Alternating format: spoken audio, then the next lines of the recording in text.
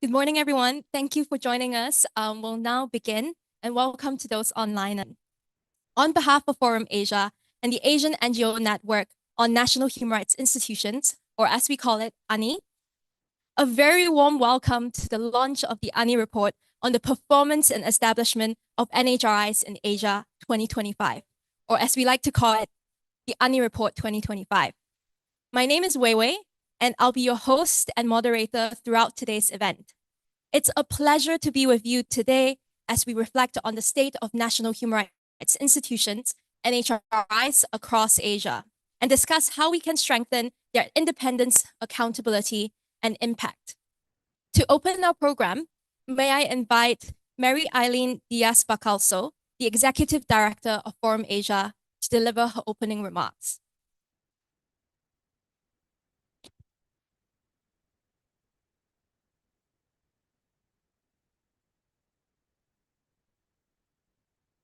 Thank you very much, Wei Wei, and good morning, everyone.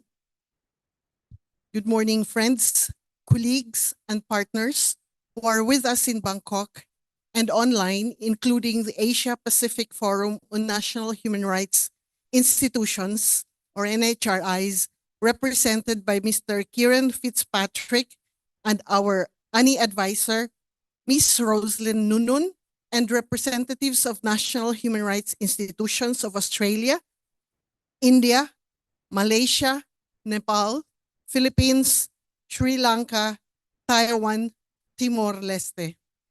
Special recognition goes to the Deputy Union Minister of the Ministry of Human Rights of the National Unity Government of Myanmar, Mr. On Kyaw Mo. I hope I pronounced it correctly. On behalf of the Asian Forum for Human Rights and Development, or Forum Asia, and the Asian NGO Network on National Human Rights Institutions, or ANNI, I warmly welcome you all to the launch of the ANNI Report on the performance and establishment of national human rights institutions in Asia 2025. ANNI is truly one of a kind. It is the only network of NGOs in the world that advocates for independent, effective, credible, and accountable NHRIs. Since its founding almost 20 years ago, ANNI has worked to strengthen these institutions as vital pillars of human rights protection. This year's report, which objectively assessed quantitatively and qualitatively the performance of NHRIs in Bangladesh, Cambodia, India, Indonesia, Myanmar, Malaysia, Nepal, the Philippines, South Korea, Sri Lanka, Taiwan, and Timor-Leste, is a testament to that commitment. It reflects ANNI's continuing effort to support and encourage NHRIs to work closely with civil society, even in a difficult landscape marked by shrinking civic space and dwindling resources. The 2025 ANNI Report presents a diverse picture of NHRIs in Asia. It captures both their strengths and achievements, as well as their challenges and limitations. It assesses how well they comply with the Paris Principles and how they engage with civil society to promote and protect human rights for all. While the report raises critical points and offers practical recommendations, it also celebrates progress. It recognizes exemplary practices, NHRIs that have reached out to communities, have integrated, or better still, immersed with victims, survivors, and their families, have stood up for human rights defenders, and have shown courage in times of crisis. These examples remind us that change is possible when independence and integrity guide our work. This report would not have seen the light of day without the dedication and expertise of our ANNI members and country chapter authors. Your knowledge, research, and on-ground experience give life and substance to these pages. We equally thank the NHRIs that engage with us in this process. And I would like to especially acknowledge the support and presence of the NHRCT, the National Human Rights Institution of Thailand Secretary General, who is with us. Your openness to dialogue and willingness to reflect on both achievements and gaps make this collaboration meaningful. Let me take this moment to express our profound gratitude to everyone who contributed, researchers, advocates, and civil society partners who continue to believe in the value of this work. We also thank our development partners and donors whose invaluable support makes this report possible. As we launch this report, I sincerely hope that all NHRIs across Asia and the rest of the world will continue to link arms with civil society and victims' organizations. Together, let us strive to build truly independent, effective, and accountable institutions that embody the universality, indivisibility, and interdependence of human rights. Let this report serve as both a mirror and a map, a reflection of where we stand, and a guide towards where we must go. Thank you very much once again for being with us. Your presence serves as an indispensable accompaniment as we continue our work with institutions whose noble mandate, if fully concretized, can make a huge difference in the lives of the marginalized. Friends, ladies and gentlemen, welcome to the launch of the ANNI Report on the performance and establishment of national human rights institutions in Asia 2025. Thank you very much and welcome to the launch of this report.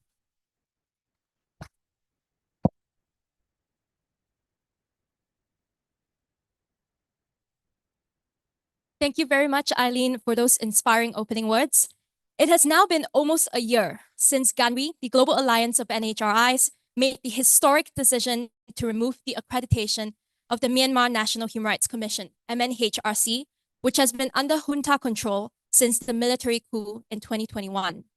As civil society, ANNI, together with our partners in the CSO Working Group on Independent NHRIs, Burma, Myanmar, have campaigned tirelessly for 4 years to achieve this long-awaited outcome. This pivotal decision has since led to the expulsion of the MNHRC from major national human rights institution networks, including GANRI and the Asia Pacific Forum of NHRIs, while advocacy continues for its removal from the Southeast Asian Forum of NHRIs, CNF. Most importantly, the discreditation of the MNHRC has now paved the way for the establishment of a new unity NHRI in Myanmar, one that will be fully compliant with the Paris Principles, the international minimum standards for effective, independent, and credible NHRIs. To share a message of solidarity and hope, we are honored to have a special address from His Excellency Deputy Minister U Ang Kyo from the Ministry of Human Rights of the National Unity Government of Myanmar. His Excellency is the first Rohingya to hold a ministerial position since 1962. A dedicated advocate for inclusion and peace, the Deputy Minister played a key role in developing the National Unity Government's Rohingya policy and continues to work towards integrating the Rohingya community into Myanmar's democratization process. Please join me in welcoming His Excellency Deputy Minister U Ang Kyo.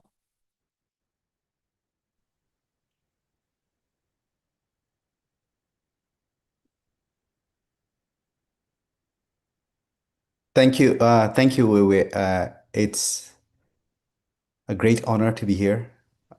Excellencies, distinguished guests, ladies and gentlemen. Once again, it's an honor to deliver a short remark today on a topic that speak to the very heart of democracy, justice, accountability, and good governance in our region. The performance of national human rights institutions at the launch event of the report of ANNI Report 2025.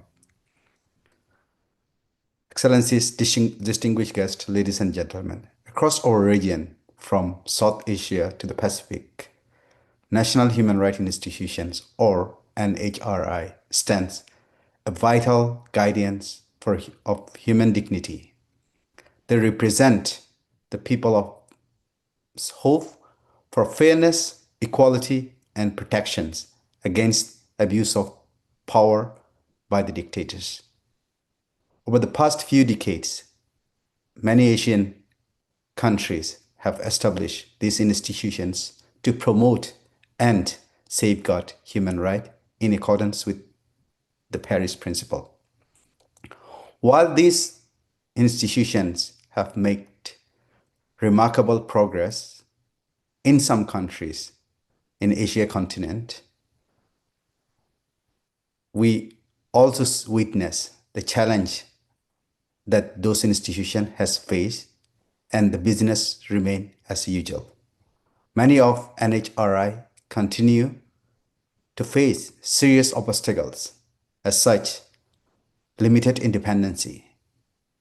In many countries, the appointments are politically influenced, undermining the credibility, and restrictions on mandate, constraint on resource or little to no resource, insufficient funding, staffing weaken their capacity to act, and lack of power of the enforcement. Many national human rights institutions can only issue recommendations which often are ignored or not implemented to the level fully it is required. And most importantly, most of these institutions are often in tremendous political pressure. With shrinking civic space, the human rights defenders often face harassment, and these national human rights institutions struggle to maintain their neutrality. In the case of Myanmar, as outlined previously by the moderator, the DNA of Myanmar National Human Rights Commission was wrong. Even though it has been established in 2011 to promote human rights, promote accountability for the atrocities crime that has been committed against various groups across the country, the institutions lacked or unable to act to the level it is needed to be.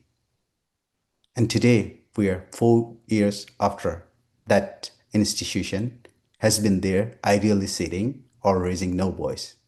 And of course, the National Unity Government has issued number of statements on its stand of the Myanmar National Human Rights Commissions.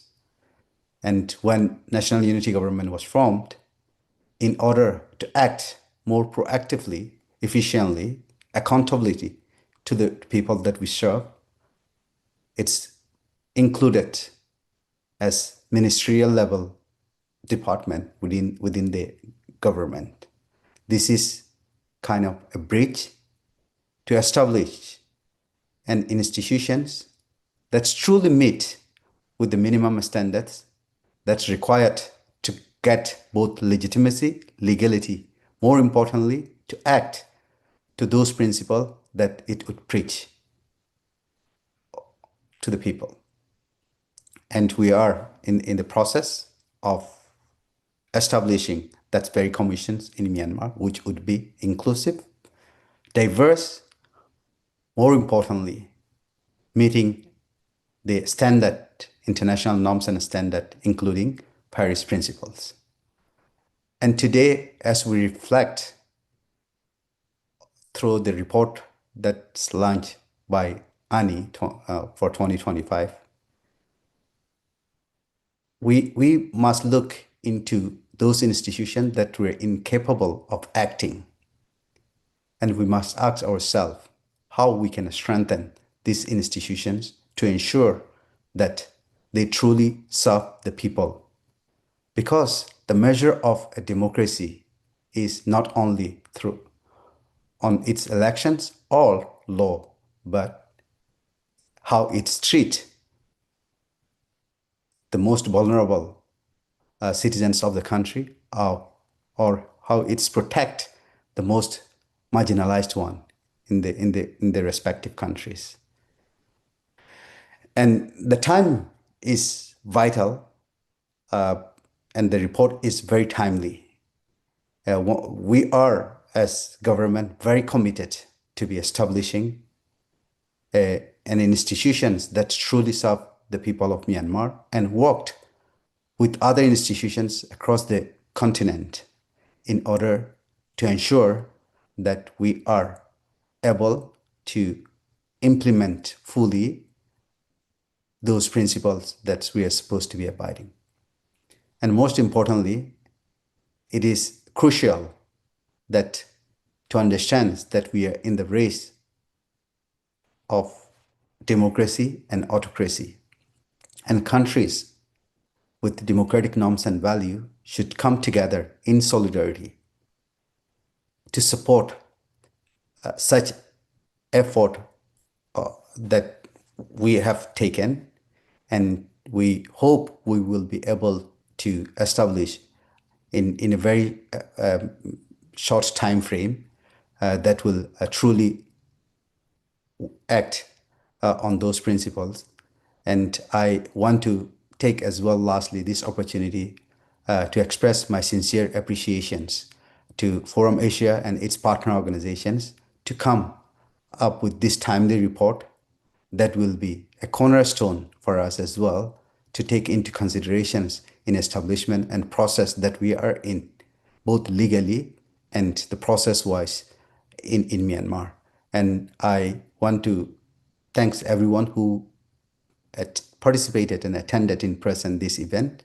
And we hope we'll work together with all the institutions across the continent in order to act as an institutions, national human rights institutions need to be acting. Thank you so much.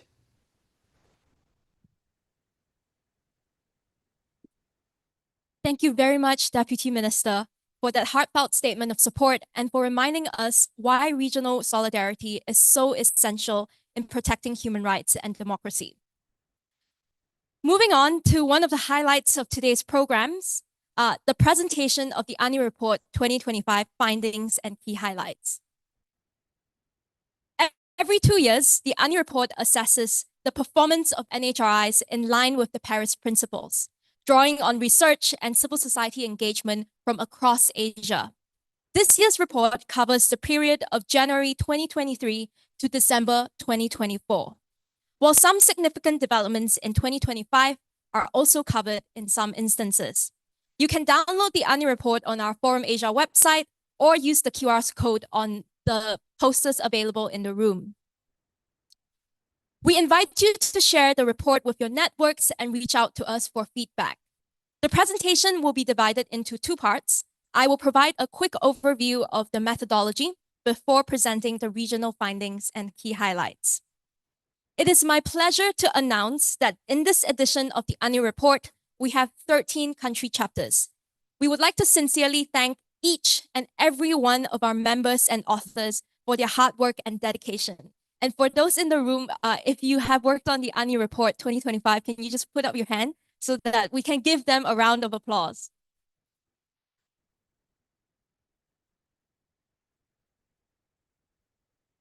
Of these 13 chapters, 11 chapters assess the performances of their respective NHRIs. The chapters of Cambodia and Myanmar are slightly different. In Cambodia, there is not yet an NHRI, so the chapter looks at the conditions needed to establish an NHRI that is compliant with the Paris Principles. In Myanmar, while we reflect on reasons behind the discreditation of the junta-controlled MNHRC, the chapter is forward-looking, focusing on the establishment of a new unity NHRI. On the methodology, we have 3 segments. Our members had to complete the ANNI Index survey by assigning scores to each question and providing detailed justifications. Throughout the process, engagements with a wide range of stakeholders, including NHRIs and CSOs, are key for data collection and fact-checking. Finally, all this will contribute to the narrative report, which are the country chapters that you will read in the ANNI report once you have downloaded it. On the ANNI Index, the survey contains 44 questions covering 5 areas of the Paris Principles, namely independence, mandate, pluralism, promotion, and protection. This ensures that the assessment of the NHRIs is comprehensive and anchored by the Paris Principles. The Paris Principles are a set of international minimum standards for effective, independent, and credible NHRIs. It is important to note that the ANNI Index must be read together with the narrative chapter, as they are mutually complementary and supplementary. The narrative chapter provides the context, explanation, and case studies to justify and support the ANNI Index scores. Across the 44 questions, 2 types of scales are used. For more objective questions, a smaller scale is used, and for more subjective questions, a bigger scale is used. Based on the research and data collected, our authors had to respond to the questions by assigning a score and providing strong and comprehensive justification. This includes providing explanations, context, examples to justify why a particular score was given. To ensure all questions hold equal weight, assigned scores are then converted into adjusted scores. The total adjusted scores per parent category are then further normalized to ensure all categories hold equal weight, so that we can effectively and fairly compare between different parent categories. For more details on the methodology, please refer to the report or reach out to me after the launch. Now, to the most exciting part of the presentation, the results and key findings. Here we see the regional ranking for the overall performances of NHRIs. The ANNI Index is not meant to promote competition, but rather it helps our members to comprehensively assess NHRIs using the Paris Principles. It also helps us identify which NHRIs have done well in which parent categories and what areas of improvements are still needed. The scores are not meant to put anyone down, but to identify opportunities for feedback and progress. It facilitates mutual learning, as we are able to document best practices, positive developments, and it facilitates mutual learning so that we can all learn from each other throughout the next few years. It's important to note that the ANNI Index must be read together with the narrative chapters to provide context, explanations, and evidence. For example, in the case of NHRC Taiwan, the low score is more of an indication of a relatively new NHRI still developing its systems and work, rather than of purely poor performance. We also analyzed the performances of NHRIs in each parent category. Here we see the ratings for independence. Across the region, we observed that the selection processes of commissioners are rarely ever fully transparent or participatory. In some countries, laws are in place to promote the inclusion of civil society in the process, but implementation is often not effective, leading to selection processes that are mainly dominated by the executive. These closed and opaque processes have led to the politicized appointments that erode public trust, as seen in the cases of India, Bangladesh, and Korea. Concerningly, we see the use of financial control to pressure NHRIs. This comes in the form of significant budget cuts and blackmails during parliamentary budget hearings, such as in the cases of Taiwan, Indonesia, and the Philippines. Some NHRIs also lack functional independence as a result of a high number of government secondees and ex-civil servants in the leadership and staff. A combination of these factors lead to NHRIs unable to withstand external pressures or protect their independence. Notably, we have seen some NHRIs taking active steps to strengthen their independence by advocating for legal reforms and new laws to better safeguard their autonomy, as seen in the cases of Malaysia, Thailand, and the Philippines. In the area of mandate, we observed that the best performing NHRIs have implemented the full breadth of their mandate to cover all areas of human rights. Even in cases of limitations, some NHRIs have proactively adopted broad interpretation of their mandates to ensure the full coverage of all rights. In contrast, low-scoring NHRIs have tended to avoid politically sensitive areas such as civil and political rights, raising concerns about their effectiveness and independence. Across the region, all NHRIs face a common problem: low uptake of NHRI recommendations by government actors. Even in countries where there are legal requirements for governments to respond to NHRI recommendations, such as in Nepal, uptake is alarmingly low. Even in the strongest of NHRIs, such as the Philippines, Timor-Leste, and Thailand, implementation rate remains low. This highlights a flaw that NHRIs remain dependent on the political will of governments for the implementation of their recommendations. However, we have seen some positive developments in this category. Some NHRIs have actively advocated for the expansion of their mandates. In the cases of Sri Lanka, Malaysia, Philippines, despite legal limitations in their mandates, they continue to interpret their mandates broadly to cover a wide range of human rights.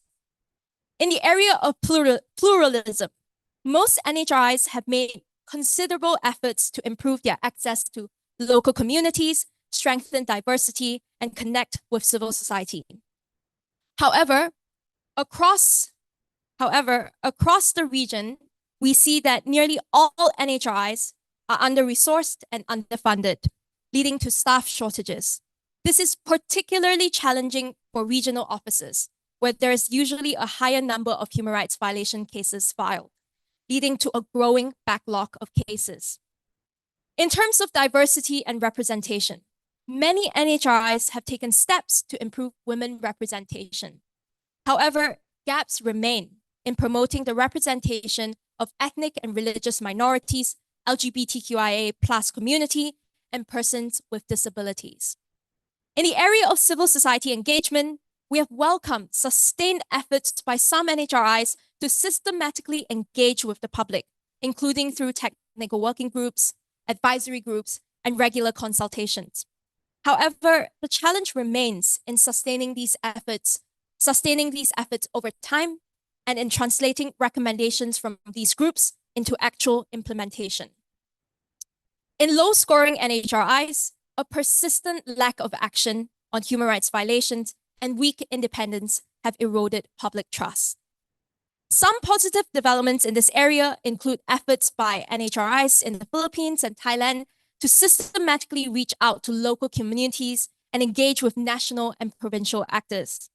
NHRIs in Indonesia, Sri Lanka, and Timor-Leste have also made efforts in strengthening engagements with vulnerable groups and in institutionalizing meaningful consultations with civil society. Promotion was a very fun category to review. As you can see, this is the best performing parent category, with most NHRIs scoring highest in this area. This can be attributed to proactive efforts by many NHRIs to develop strategic partnerships with civil society, the education sector, and governments to institutionalize human rights education. However, these efforts do not always translate into impact. Common feedback includes initiatives being too generic, leading to difficulties engaging with diverse stakeholders. Some NHRIs facing major budget cuts have also adapted to using online initiatives, but these forums often struggle to achieve meaningful impact. In the area of legislative reviews, some NHRIs have made significant efforts in reviewing laws to promote compliance with international norms. However, weaker NHRIs continue to stay silent on controversial laws, raising concerns of eroding independence. This category has an abundance of positive examples of NHRIs taking creative ways to promote human rights education and systematically engage with a wide range of actors. Most notably, we welcome PDHJ of Timor-Leste for their proactive efforts in hosting a forum on the human rights situation of Myanmar, responding to requests from HRDs and CSOs. Since then, other NHRIs like Malaysia and the Philippines have also followed suit in organizing similar solidarity events. Protection has the lowest average score by far, owing largely to the fact that NHRIs are mostly advisory in nature and are unable to enforce recommendations or directly administer extensive protection measures. This parent category especially highlights how shortcomings in other categories can directly impact an NHRI's ability to deliver protection functions. Staff shortages and inadequate regional presences have led to persistent delays in investigations and a growing backlog of cases. In the lowest scoring NHRIs, eroding independence has resulted in NHRIs unwilling and unable to protect HRDs or conduct investigations that implicate government actors. In India, the NHRCI is legally required to involve the police in its investigations, while in Bangladesh, NHRCB is unable to directly investigate violations committed by law enforcement actors. In Indonesia, persistent delays in investigation of historical violations have eroded public trust, especially as Komnas HAM has continued to stay silent on the president's past human rights records. In Korea, the leadership appointed by the ex-president continues to reject calls to investigate the unlawful martial law declaration, showing how politicized appointees hinder independent investigations. While most NHRIs have provisions for complaint handling and confidentiality guarantees, none of them are able to directly administer full protection services like witness protection and safe houses. Instead, they must rely on referrals to government agencies or CSOs for direct assistance. On a positive note, some NHRIs have made commendable efforts in addressing human rights violations and conducting nationwide studies into systemic violations. We have also seen some NHRIs taking proactive steps to strengthen HRD protection. In Thailand, the NHRC Thailand has been vocal in calling for the passage of an amnesty law to protect political prisoners. While in Taiwan, the NHRC Taiwan has responded positively to civil society's call to explore the creation of a regional HRD protection mechanism. While assessing the conditions needed for the establishment of NHRIs in Cambodia and Myanmar, we observe that the effectiveness and independence of NHRIs largely depend on political will and an enabling environment. In Cambodia, persistent repression, a weak judiciary, and shrinking civic space continue to undermine the possibility of establishing an NHRI that meets the Paris principles. In Myanmar, the 2021 military coup has completely crippled the MNHRC's independence and credibility. Across both contexts, civil society plays a vital role in ensuring accountability. In Myanmar, CSO-led advocacy was instrumental in the discreditation of the MNHRC, while in Cambodia, civil society continues to document and monitor human rights violations, often filling the gaps left by state institutions. Without meaningful reforms, NHRIs established under repressive conditions risk becoming ineffective, existing only in name but not in impact. NHRIs play a vital role in connecting civil society and governments. When they work independently and effectively, they become true champions of human rights. We've seen real progress across the region, but also challenges that remind us how important continued advocacy is. Civil society partnerships are key, and we hope you will join us in using this ANNI report to keep pushing for stronger, more independent NHRIs. Thank you so much, and if you have any questions, please feel free to ask during the Q&A after the panel discussions and or speak to us after. Thank you very much for this presentation. And interactive discussions with our esteemed partners and authors of the ANNI report. So this will be a little bit more lively. And you'll get to hear from the most knowledgeable experts on NHRIs in the room with us today. So for our first panel, we turn to the Southeast Asian region to examine what's working and what needs improving, and how NHRIs and civil society can collaborate more effectively. Please join me in welcoming our panelists, Kun Hansa Homhuen, Secretary General of the National Human Rights Commission of Thailand. Samantha David, Project Development and Management Officer from the Philippine Alliance of Human Rights Advocates, PARA. Dawn Talentesa, Research and Project Director of the People's Empowerment Foundation, PEF, in Thailand. Cornelius Dharma Hanung, our very own East Asia ASEAN Program Manager of Forum Asia.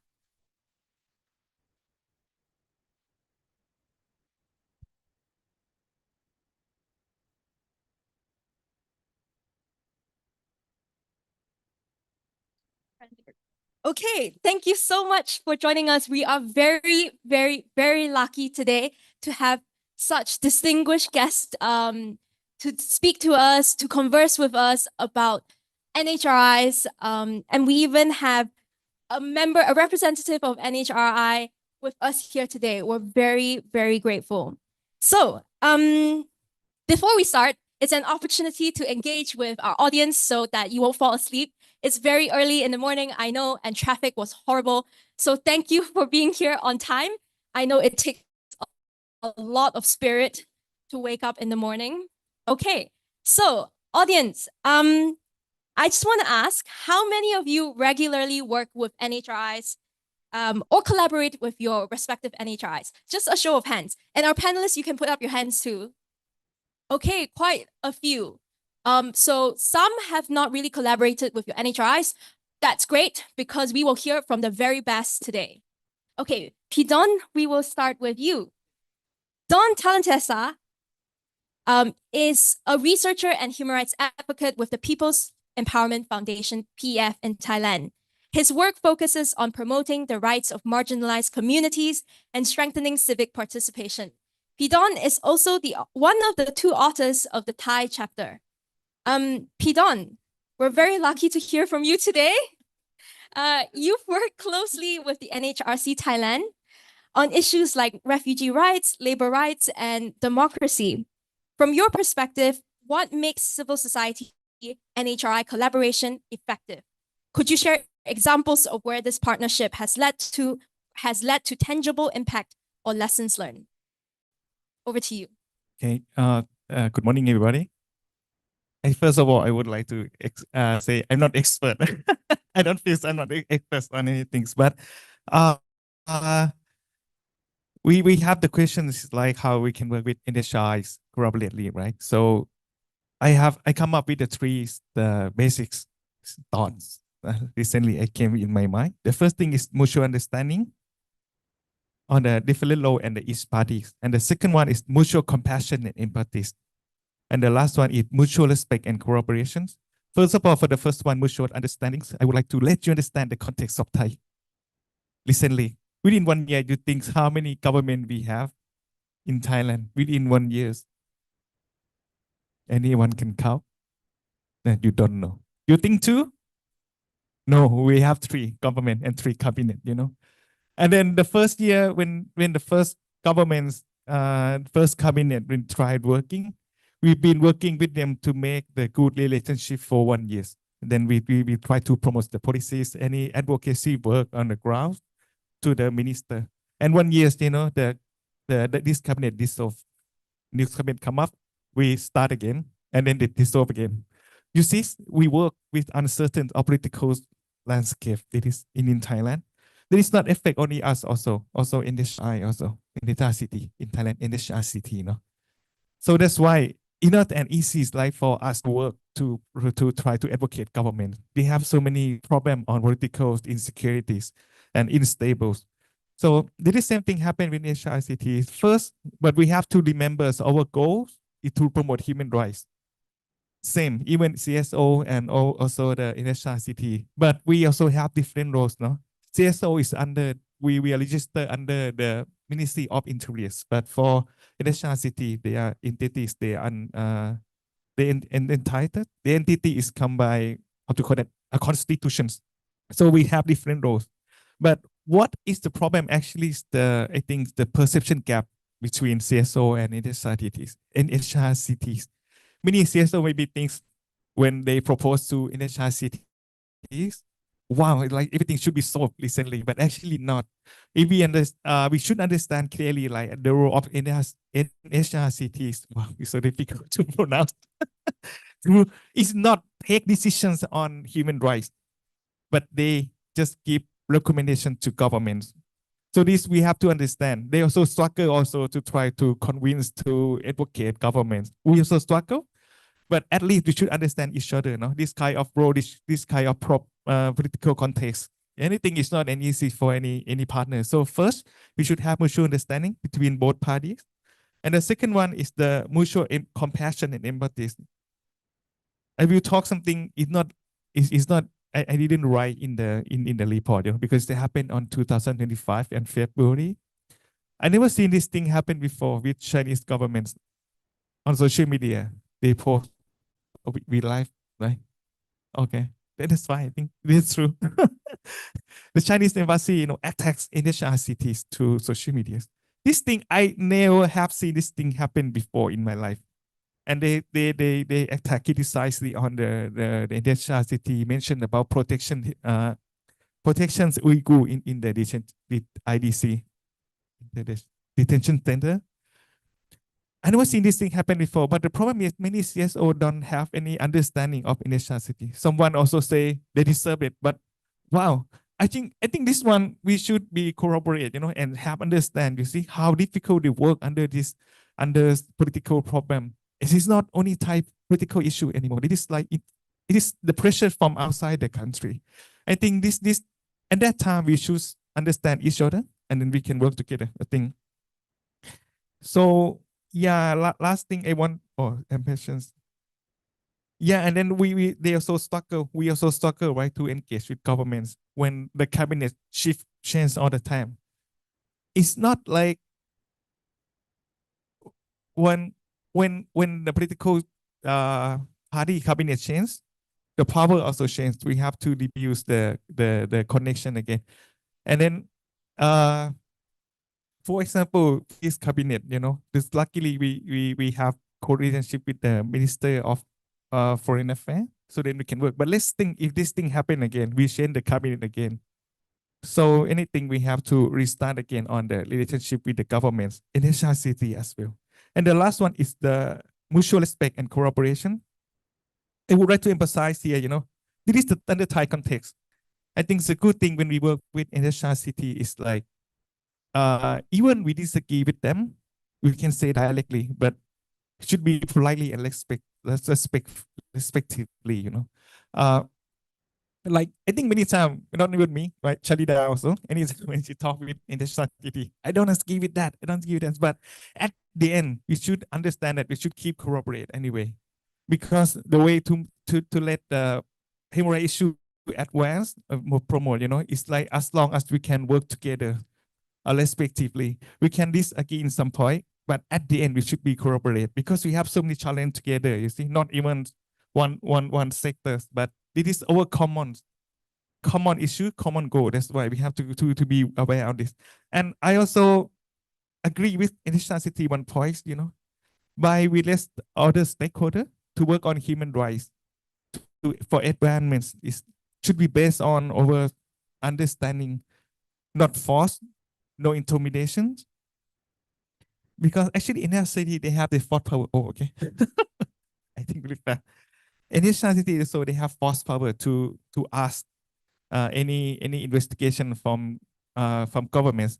If they don't do, actually they can use the law, to enforce them to do. And then this person will have the guilties on the law.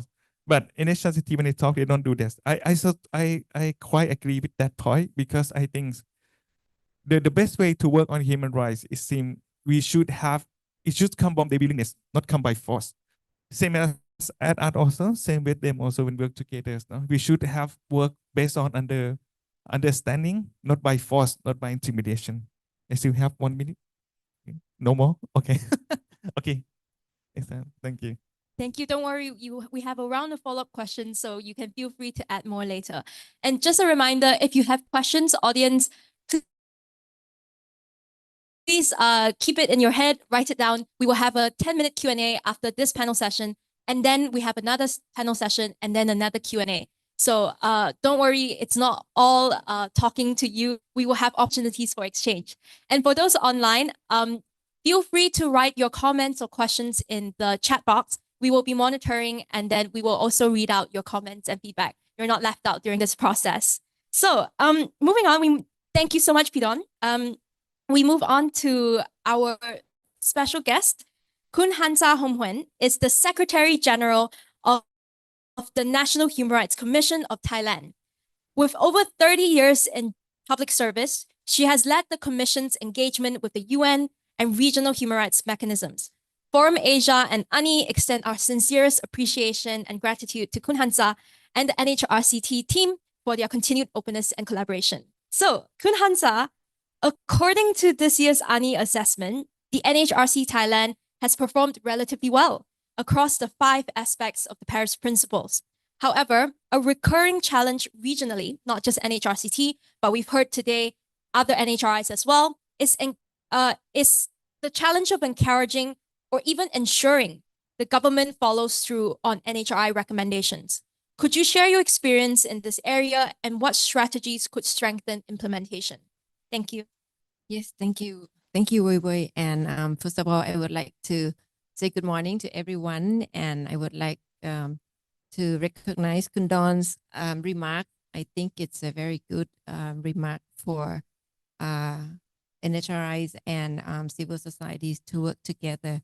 I think we have the same goal. We may have different approaches, but I think we need to support each other. And coming back to your question, I think, yes, we produce a lot of recommendations. Of course, NHRIs are usually advisory in nature. So we don't have enforcement power. We can identify gaps and put forward proposals to the government. Some are not so complex, and most of them are usually responded to. These are true especially for individual complaint reports, since it deals with very limited problems. But for recommendations regarding policy or legal reforms that are more challenging, and it's also challenging for us to put forward a good and effective recommendation also. Most of the time we have to do some research regarding laws. We have thousands of laws in Thailand. We were talking about reforming the legislation that we have, but we haven't been quite successful with that. Like Kundan has said, to ensure implementation, I think first of all we have to align our perspective first. Of course, human rights is not a standalone issue. It's related to other issues as well, especially with the security dimension. And we have to admit that those working in the security areas, they are the hardest to convince.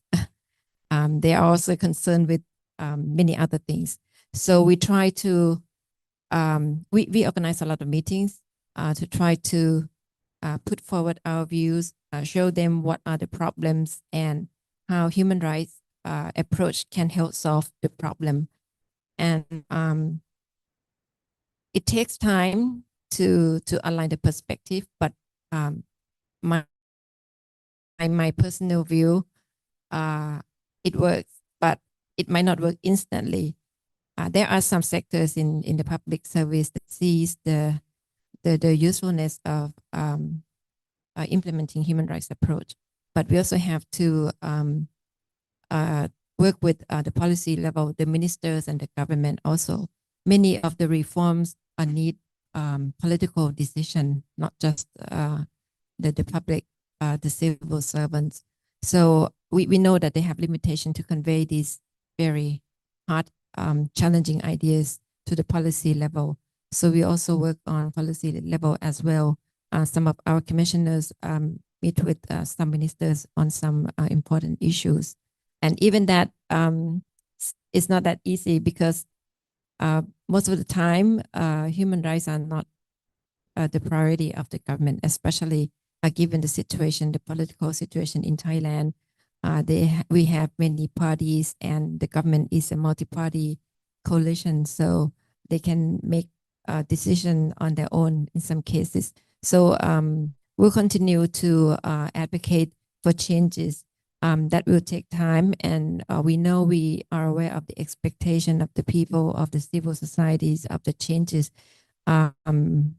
It takes time, but there are some success cases that I would like to mention, like the anti-torture law. I think the NHRCT since the second and third commission has advocated this law for a very long time, but then all of a sudden, with the publicized cases of a police officer who conducted some ill treatment, it has led to this law to materialize. Thank you. Thank you so much, Kun Hansa. And your intervention has really shown us that when working well, NHRIs and CSOs are equal partners. We mutually support and strengthen each other. We want the same things, which is the protection and promotion of human rights for all. So thank you very much. Okay, now it's time to wake our audience up again. I turn to you. Please put up your hands if you've ever engaged in advocating for the strengthening of NHRIs in your country. So it can be, you advocating for stronger laws, changes in policies, cases that your NHRIs should work on. Come on, put up hands. Anyone has ever worked on strengthening your NHRIs? Okay, a few experts in the room. Few experts on the panel. Great. Now we turn to the ultimate expert of them all. I'm kidding, but she is very a strong advocate for our friends at the Commission on Human Rights of the Philippines. I know our friends are from CHR are online, so we say hi and a special acknowledgement to them. Okay, Samantha. Sam is the Project Development and Management Officer at the Philippine Alliance of Human Rights Advocates, PARA, a national network promoting human rights across the Philippines. She leads initiatives to protect HRDs and advance rights-based policies. She's also the author of the Philippine chapter of the ANNI Report 2025. Sam, the Commission on Human Rights of the Philippines, CHRP, has shown resilience despite facing institutional constraints, such as a limited mandate, executive control in appointment processes, and a lack of full financial autonomy. Yet, it continues to take strong positions on HRD protection and outreach to communities. With ongoing advocacies for a CHR charter, maybe you can also explain a little bit about what CHR charter is.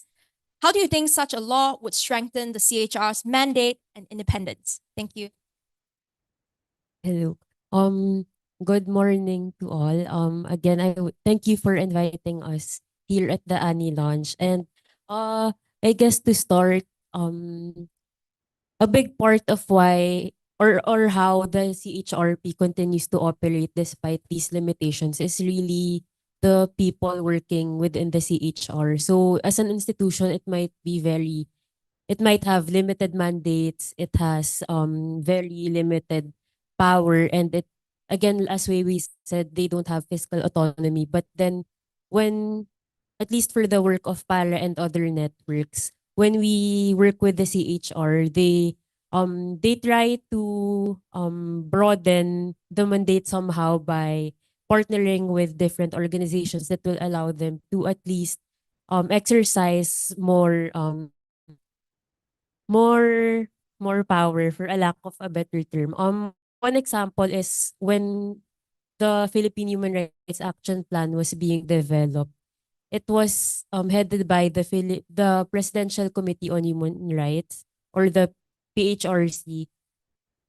And a lot of CSOs initially expressed hesitancy to participate in the consultation because the PHRC had a history of red tagging CSOs that were supposed to participate in the consultation. So the CHRP partnered with the Ateneo Human Rights Center to conduct a parallel consultation with CSOs, where a lot more CSOs were open to attend.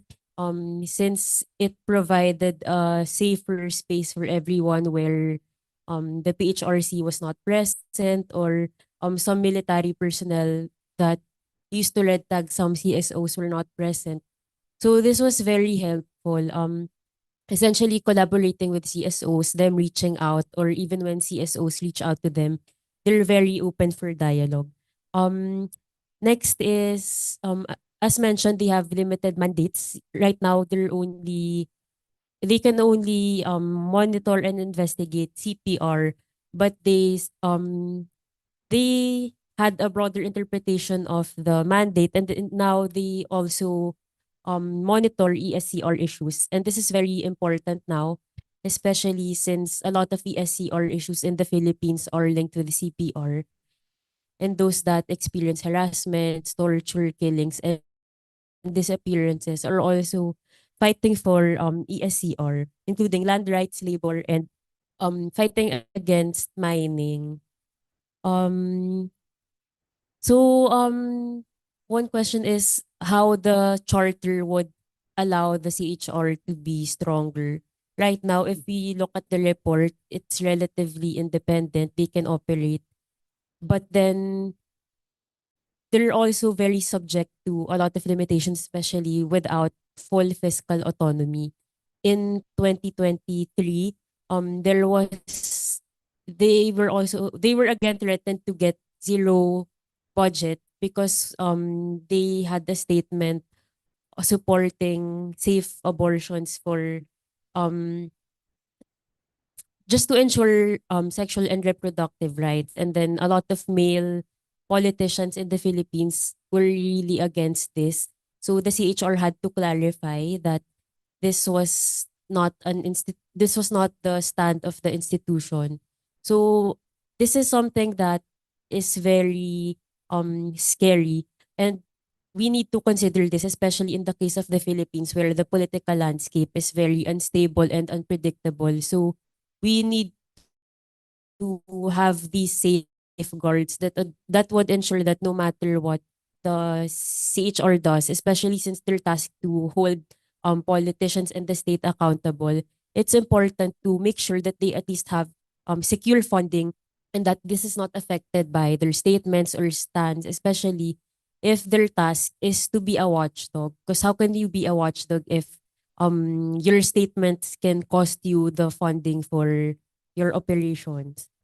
Do I still have a bit of okay, very just to also include, because in the Philippines we have the Bangsamoro Autonomous Region in Muslim Mindanao, and they have the Bangsamoro Human Rights Commission. So this is a regional human rights institution focused only on in BARM. But the problem is, since they were only recently established, and there have been a lot of violations against non-Moro indigenous peoples, including killings, harassments, and continuing red tagging. Our partners in the region expressed that they could not really reach out to the BHRC when reporting human rights violations. So there is no response and no clear documentation of the ongoing human rights violations in the region. And it continues to put a lot of human rights defenders and communities at risk, especially with since there are also issues in autonomy, and they can't really there is no clear cooperation yet between the BHRC and the CHR. Thank you very much, Sam. And it highlights how NHRIs play an incredible role in expanding civic space and creating safe spaces, and that collaboration between CSOs and NHRIs to strengthen NHRIs is key. We move now to Hanung. Hanung will be able to provide a more regional overview, a more international lens to the role of the NHRIs on regional issues.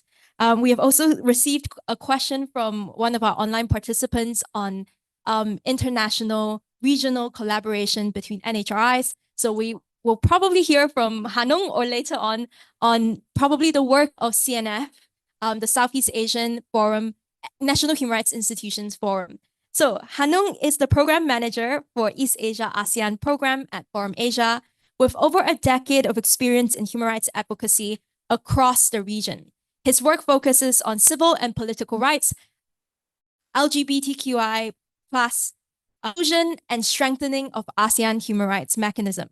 Hanung, at the regional level, NHRIs in Southeast Asia have been collaborating through the Southeast Asian National Human Rights Institutions Forum, CNF, of which NHRCT is also a member, to address cross-border human rights issues, some such as PDHJ of Timor-Leste, the CHR of the Philippines, Suhakam of Malaysia, NHRC of Thailand, have also taken active roles in engaging on the human rights situation in Myanmar, amongst others. Other areas of work have been on the work on statelessness, climate change, and so on. From your perspective, Hanung, how can NHRIs further strengthen their regional role, particularly in responding to transnational human rights concerns and crises? Thank you very much, Wei Wei, and congratulations for the launching of the ANNI Report, and it's very informative as well. So, and good morning, everyone. I'm here to provide a different perspective from how we see the NHRI mandate and how it can leverage on regional solidarity as well.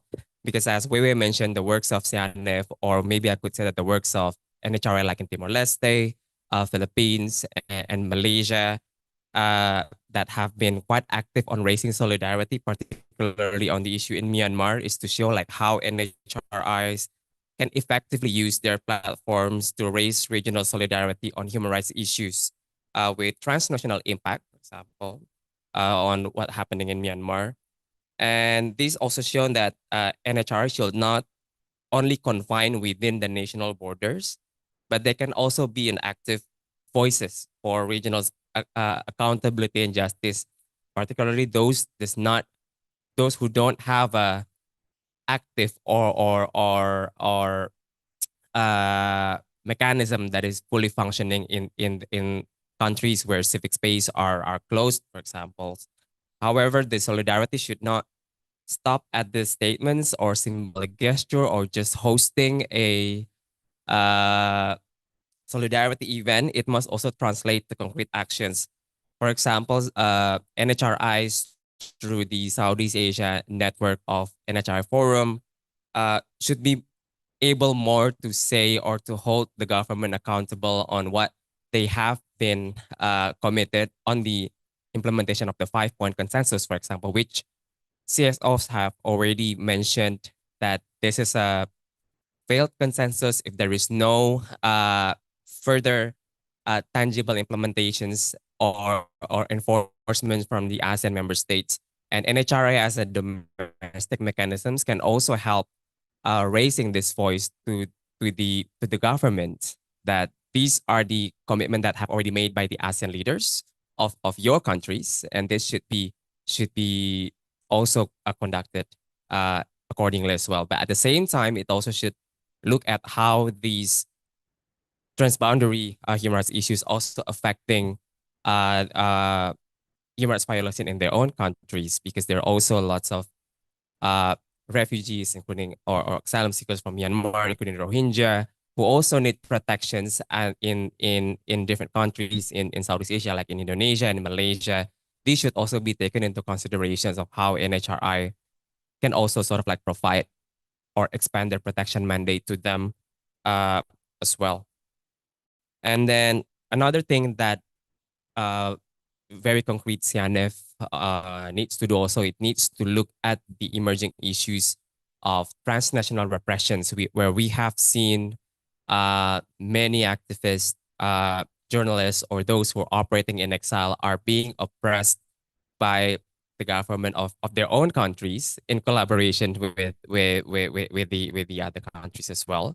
And this needs an active role from NHRI as well to look at the situations and to find a niche area what they actually can do for expanding the protections. And for example, we as Forum Asia had a privilege to have a dialogue with different NHRIs, including the NHRI in Taiwan, where we had a solidarity missions with some of our Southeast Asian partners, and then we've spoken to the NHRI in Taiwan to see they can also provide protections of Southeast Asian activists who seek temporary location in Taiwan because Taiwan is at the moment still being seen as a relatively safe space for human rights defenders. And last but not least, I think SANEF and the NHRI, and then basically because Timor Leste has joined members of ASEAN, and then Timor Leste ranked the first, if I'm not mistaken. Yay! uh, so there is an opening that we can promote more recognitions for human rights defenders protection at the regional level. I mean, ASEAN has just adopted the ASEAN Environmental Rights Declarations that includes provision that recognize those who promote and protect environmental rights, which we can translate it as a human rights defenders as well. And then it will be translated into a regional plan of actions that will be followed at the national level. So NHRI should be included, should not be excluded for all of this process. So this is also a task how each NHRI can also engage with their own ICHRs and vice versa. Thank you Yeah. very much, Hanung, for reminding us regional solidarity and collaboration between NHRIs are key in not just looking into human rights concerns and issues within the borders, but also transnational concerns. Okay, so we move on to a round of follow-up questions. I will request that our speakers keep to the time limit because we also have a second set of experts to hear from. We'll start with Hanung again. Yes, civil society in Indonesia have expressed frustration over Komnas HAM's silence on past human rights violations, while in Malaysia, Suhakam has been more outspoken in urging government accountability and treaty ratifications. In your view, how do these dynamics shape civil society's trust in NHRIs, and why does maintaining that trust matter for the legitimacy and impact of these institutions? That's a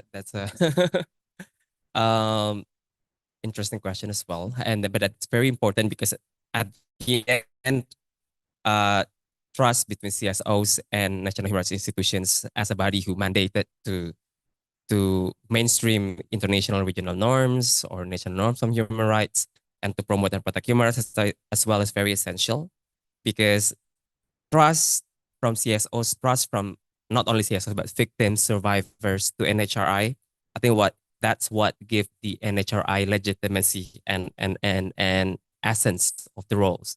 So what happened in Indonesia, where there is an ongoing distrust about how the Komnas HAM are lacking in terms of, as you might have mentioned in the report as well,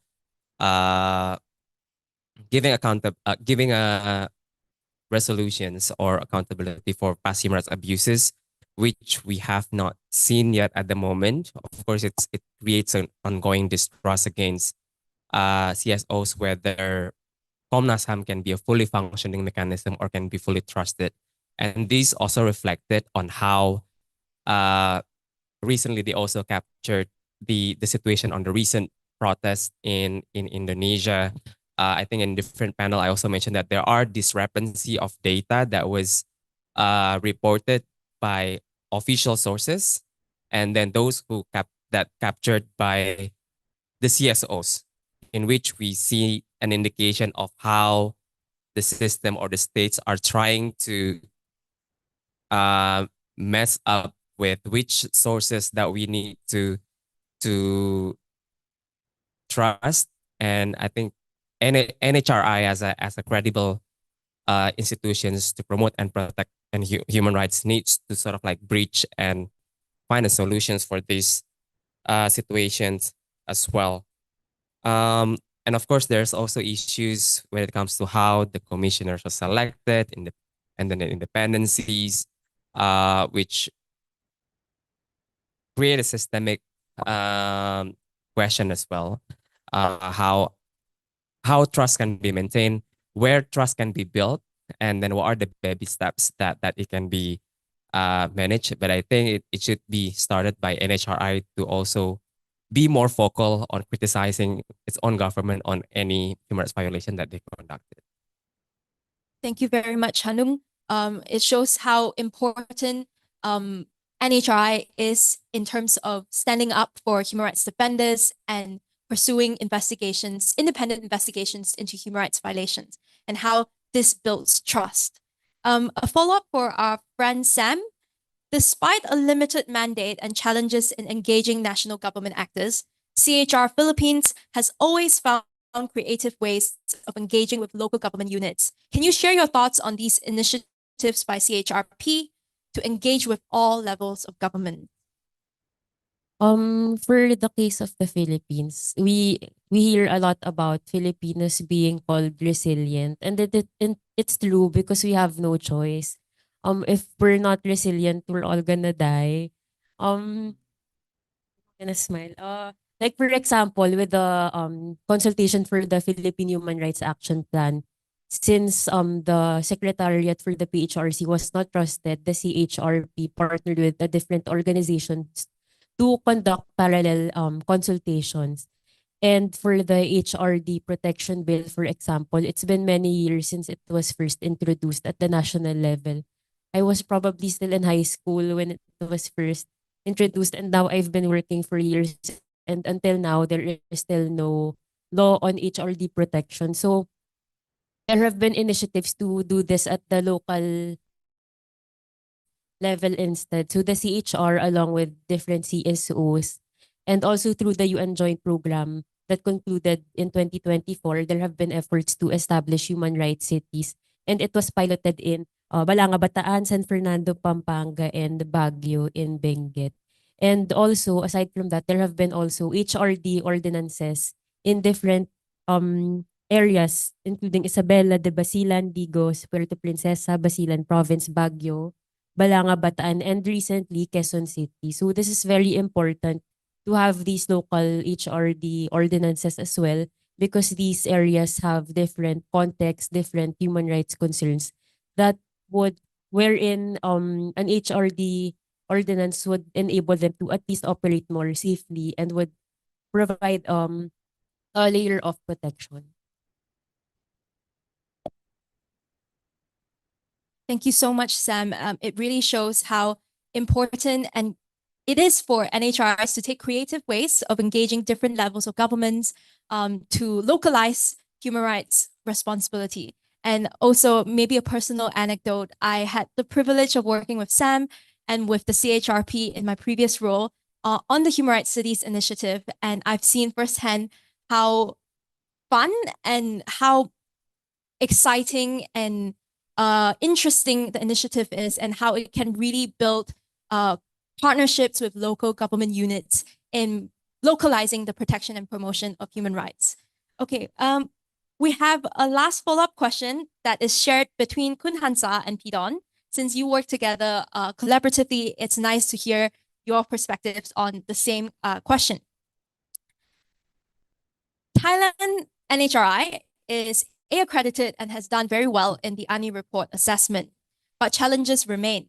Looking ahead, what would a fully empowered and trusted NHRC Thailand look like, and what are the most realistic first steps towards achieving this vision? Very quick. Very quick. Yes. Pidon, first, would you like to go? And then we'll end with Kun Hansa. This interesting question. Really quick, right? Okay, then I left off myself. First of all, when I would like to say is the NHRCT in Thailand, usually if you ask the CSO and normal people about how you think about NHRCT, they will say they do nothing. They will say they're not ineffective. It is the way social norm happens around the Thai society. But when I reviews they work, on through many channels, I have seen actually they do a lot of work. They try a lot of work under the mandate. Even they find some obstacle, they struggle, they try a lot of work. But I don't understand why people do not understand they have a lot of attempts to work on human rights issue. And then I try to understand. When I see the promotions, initial city promotions work, advocacies, actually they have so like weekly, monthly radios program talking with the people. But I think people not just don't care about it and don't listen. So that's why they have some gap between initial city works and people perception. And then I think for what I would like to have quick recommendation here is like NHRCT can think about how to shift, how to change and develop the promotion with the general public. Another ways, maybe somehow human rights issue is not sexy in general public. You know, people don't want to hear human rights issue all the time. They sound so boring. So I think they can think like creative way to talk more, you know, about to let attract to the people more. Okay, that's one thing. And another things like I think NHRCT should consider about the stability of CSO, local CSO also, because after this year, after Trump administration, I think many of NGO, what I have talked with them, you know, they say maybe next year, many of NGO will be closed down. I think this is one thing of NHRCT should consider also, try to enable them to keep working. I don't know which way they can do, but NHRC can link the with the donor linked with the local NGO with the new donor. This to makes the things makes them can still keep working on their own, because the promotion ally is not should be only NHRC, but about the context of human rights as a whole. How they can ensure the local NGO can still survive and keep working on human rights issues. I think Elena, out of time. Thank you. Short and sweet, very, very good answer about the importance of NHRCT also supporting the local NGOs, depending on especially given the increasingly difficult context. Going to Kun Hansa. Yes, thank you. And I think Kundon has made a good assessment of the situation. And I think for us, we would like people to think of us when they think about human rights. And it's true that not many people know about us. And so it's a challenging question that we have to answer. Of course, our promotion work might not be as effective as we would have liked it to be. So we work more on that, trying to reach out to more people, to other sections of the society, especially young people, because most of our customers, let me use the word, are people in the rural area. They are the more marginalized group. So we work with them quite a lot. But I think the commission looks forward to working more with the young generation. So we will try to find a way to do that. Thank you. Thank you very much, Kun Hansa. A round of applause for our panelists. Please stay. We have some questions. Perhaps we can turn to the room first if we have any questions or comments or feedback. Okay. Perhaps the one in blazer on the second row drinking coffee. I think your hand came up first. Okay, I didn't have time to drink coffee. All right, thank you very much for your great presentations and also the panel talk. Actually I'm based in Japan, and which is not included in this list. And I think it's important to kind of notice that in some countries in Asia, they don't have NHRI.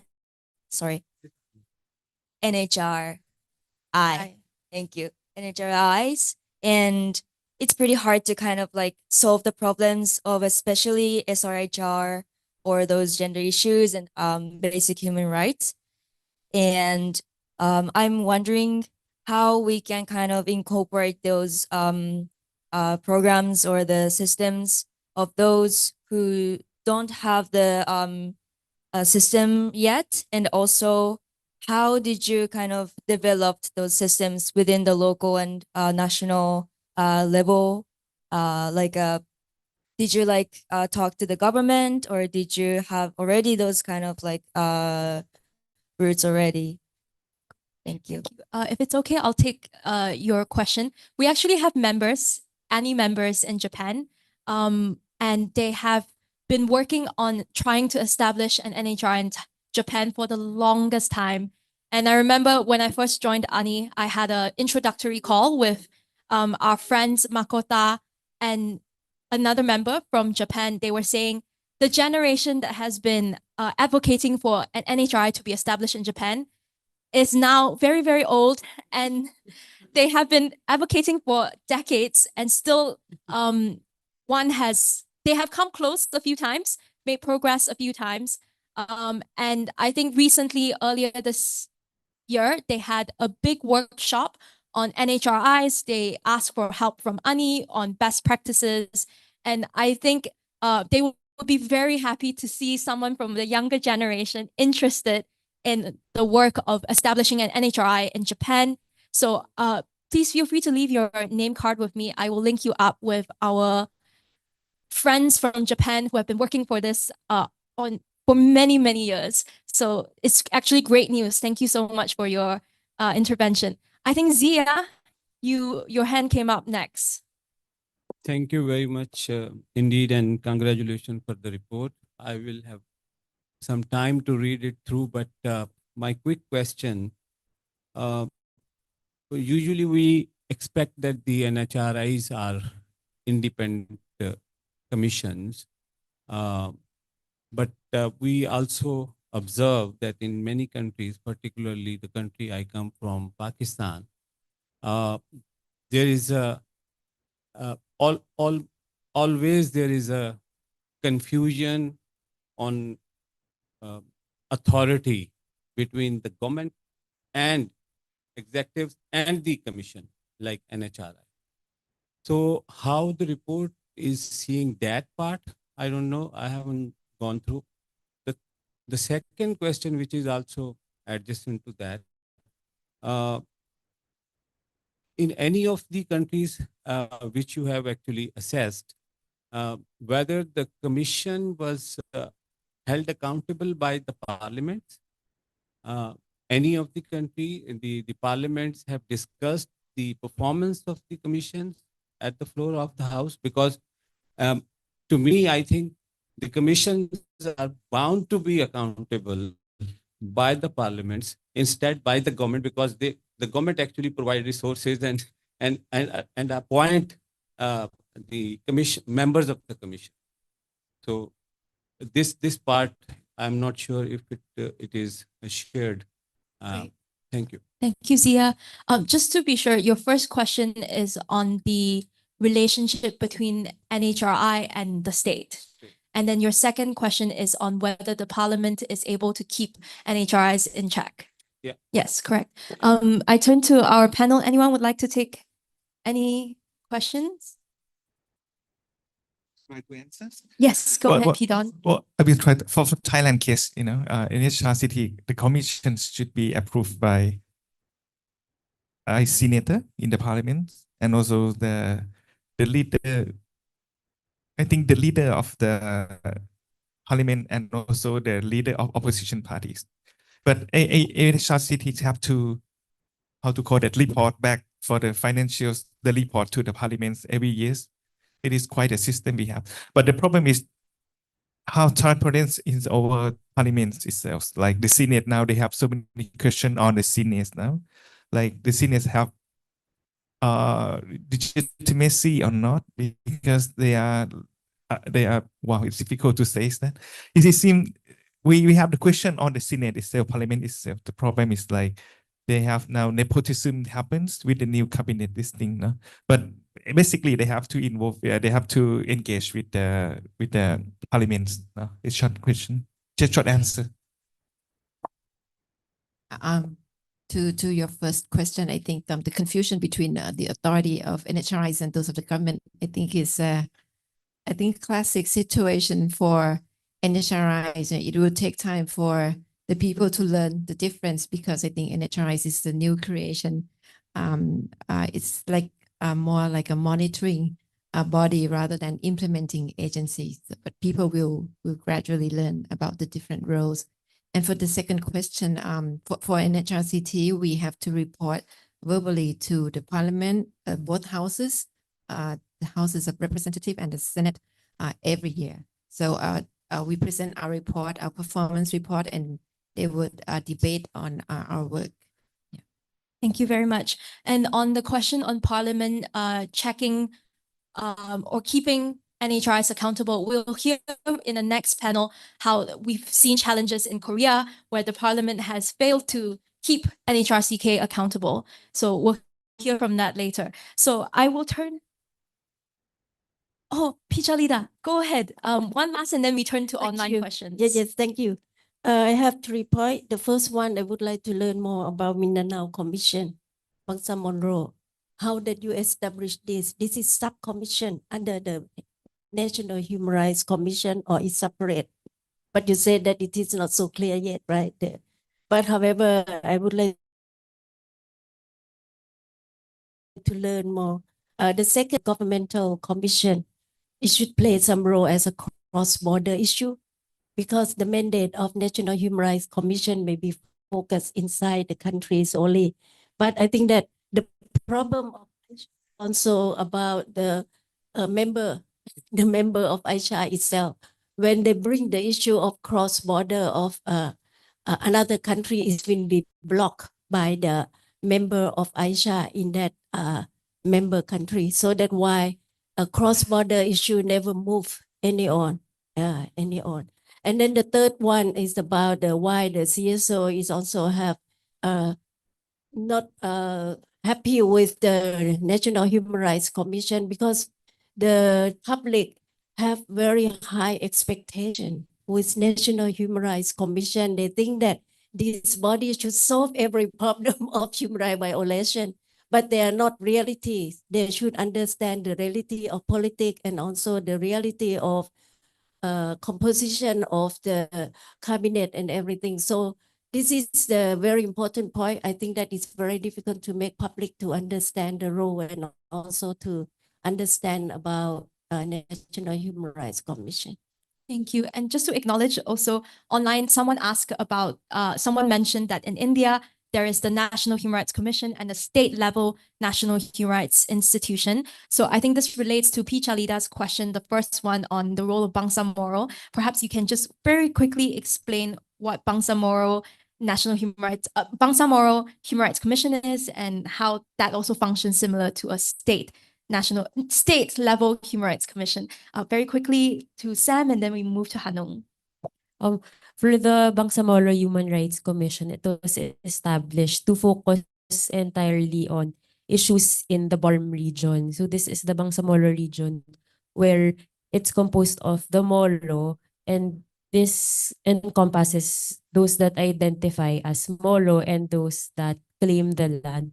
But the limitations is that aside from the Bangsamoro, there are also the non-Molo indigenous peoples located within the same area. So they have ancestral domain claims in the area. And the BHRC is really there to supposedly respond to these issues, address them, and to ensure that there are no human rights violations. But the problem with them now is they are not really accessible for the non-Molo indigenous peoples. And since a lot of issues are also, how do I it's like I'm scared to say because in the case of Barm now, for NMIPs, they share that it feels like the Bangsamoro have been exercising too much power. So they have been abusing their power to the point that a lot of NMIPs have been killed. So the BHRC is supposedly tasked to respond to these, but since they are located in the region, it might be a factor as to why they're not really as accessible. Thank you, Sam. You did really well. Hanung, very quick response. Yeah, I think I just want to try to give my thoughts on all of the questions. In a country where there are no NHRI at the moment, but we observe that there are different bodies that function as an ad hoc, functioning as an ad hoc NHRI. For example, there are ombudsman or witness and protection agencies like in Indonesia that also provide sort of like an ad hoc function as an human rights institutions. But of course, if it's not a full-fledged NHRI that we see as well. In Hong Kong, there's one called Equal Rights Commissions that is, although it's rated C by, can't read, yes, sorry, Hong Kong. But it's something that might be an example of when there's no NHRI, there are also bodies that have ad hoc function, and then that might lead to, and then it's also same with Taiwan because it's from ombudsman, and then it have a established the NHRCT Taiwan after that. And then on parliament role, I think there should also be a balance between how the parliament monitor but should not be seen as an infiltrations to the NHR as well. For example, in the chapter within the Indonesia, there's also criticisms against the parliament on how they are much involved on the selections of the commissioners and the chairs as well, which is quite unprecedented at the moment, and then creating questions as well among Indonesian CSOs. Role of ICHR, really agree with Pichalida that ICHR itself has a drawbacks, but I think we can start with the issues that have a consensus in ASEAN. For example, there are transboundary issues like migrant workers, migrant fishers that ASEAN have a regional norms, and that could also be leveraged by ICHR and NHRI to work together. ICHR itself also have a complaint mechanisms that they're currently exercising, and then in their complaint mechanism, they usually respond by coordinating with NHRI. For some countries, it works. For some countries, it doesn't work. So it's still a flimsy threads of connection that needs to be built. And then that's where the role of civil society needs to keep calling out for the strengthening of this threats. And this works as well. Thank you. There's one thing, but I forgot. Okay, thank you, Hanok.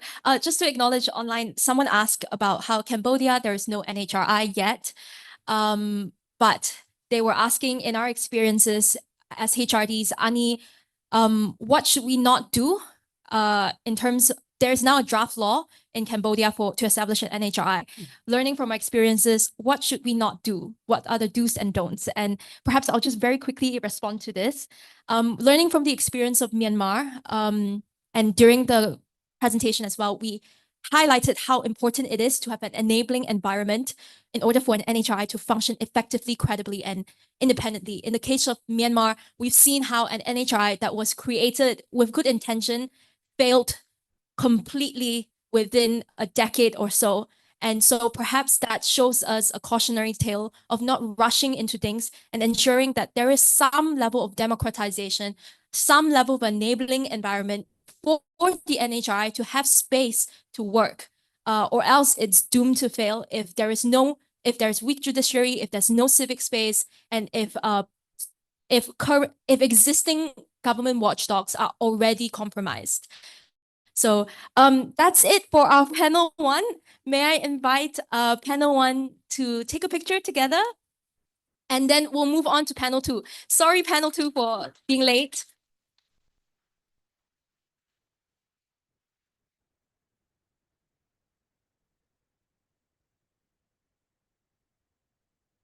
Thank you so much. Round of applause for our panel one. Thank you so much. Sorry. Yes. All right. So now moving on to our second panel. We look at how NHRIs have responded during moments of political upheaval and crisis, and what lessons we can learn for strengthening their resilience and independence. Please join me in welcoming our panelists, Yan Naing, Advocacy Officer from Progressive Voice, Myanmar, Na Hyun Phil, Executive Director of the Korean House for International Solidarity, Bijay Raj Gautam, the Executive Director of INSEC Nepal, Muda, South Asia Program Officer, our very own from Forum Asia. Oh, you're here. Yes. Today's discussion the second panel will be just as amazing as the first panel. In fact, we will hear from how NHRIs should function during times of crisis and difficult challenges, especially during contexts of political upheavals, military coups, and revolutions. So just to wake up our audience again, I'd like to ask how many of you have been involved in the accreditation processes of NHRIs at the gunnery level? And what I'm saying completely not understandable. Not understandable. Okay, maybe I'll just quickly say something about this and then we move to our panelists. So NHRIs are accredited at the international level by the Global Alliance of NHRIs, GUNRI. So they go through this every 5 years if it's a regular session, and they go through this and if there are special cases, such as in the case of Korea, in Myanmar, where there are sudden concerns, huge concerns about independence or their effectiveness, we as CSOs can request for a special review. Now, this accreditation is very important because it gives NHRIs credibility. So just now, HRC Thailand was rated A, which means they are in full compliance and effective NHRIs. But we will hear from our panel today what happens when NHRIs have trouble complying with the Paris principles. So yes, we will start with Yanang. He is an advocacy officer at Progressive Voice and focal person for the CSO working group on an independent NHRI. He's a dedicated HRD. He leads regional and international advocacy for justice and democracy in Myanmar. Yanang, the floor is yours. Thank you, Wiwi. First of all, I'm very honored to join this panel. Today, I'm speaking on behalf of CSO Working Group of Independent National Human Rights Institutions, Burma, Myanmar, consists of 20 members of Myanmar CSO organizations. 2 of our working group members are joining with us. Let me go straight to our civil society roles, particularly the collective advocacy efforts by our working group, ANNI, our regional and international partners on the removal of control MHRC from the global and regional human rights network, such as ANNI, APF, and CNF. I would like to say it wasn't an easy journey. It's quite a bumpy road. Send illegal attempted coup by the Myanmar military in 2021. We have been constantly knocking the doors of international community and alarming them how these MHRC had been in line with the military and their complicity in counter crimes. We want and urge the international community through many engagements, open and closed letters, statements, and analysis on MHRC performance to the relevant NHRI bodies, ultimately to remove the MHRC from their networks. Despite our consistent warnings and calls, we have seen no actions taken by those NHRI bodies until Gandhi SCA started to recommend the special review of MHRC in 2023. Why is it important to remove the accreditation status and membership of MHRC from the global and regional bodies? Number one, as we keep saying, MHRC is nothing more than a proxy institution of the military. Since its exceptions in 2011, the MHRC has acted as most grant for the Myanmar military, reporting to and sharing for the crimes that the military committed, including rape and sexual violence against ethnic minority women. These institutions operate under the military command, and thus it is irreparable. We have consistently monitored and pointed out with ample evidence about the MHRC non-compliance with the Paris principle and dangerous alignment with the murderous counter. This is why it should be removed from GANRI, APF, and CNF. Number 2, those global and regional bodies have responsibility to hold MHRC accountable, as their mandate is for the promotions and protections of human rights for the people. By continuing to allow MHRC and their networks, these networks risk complexity in the Myanmar military crimes. So number 3, it is important to remove MHRC because it will also signal or give warning to other NHRI that non-compliance with the Paris principle is unacceptable.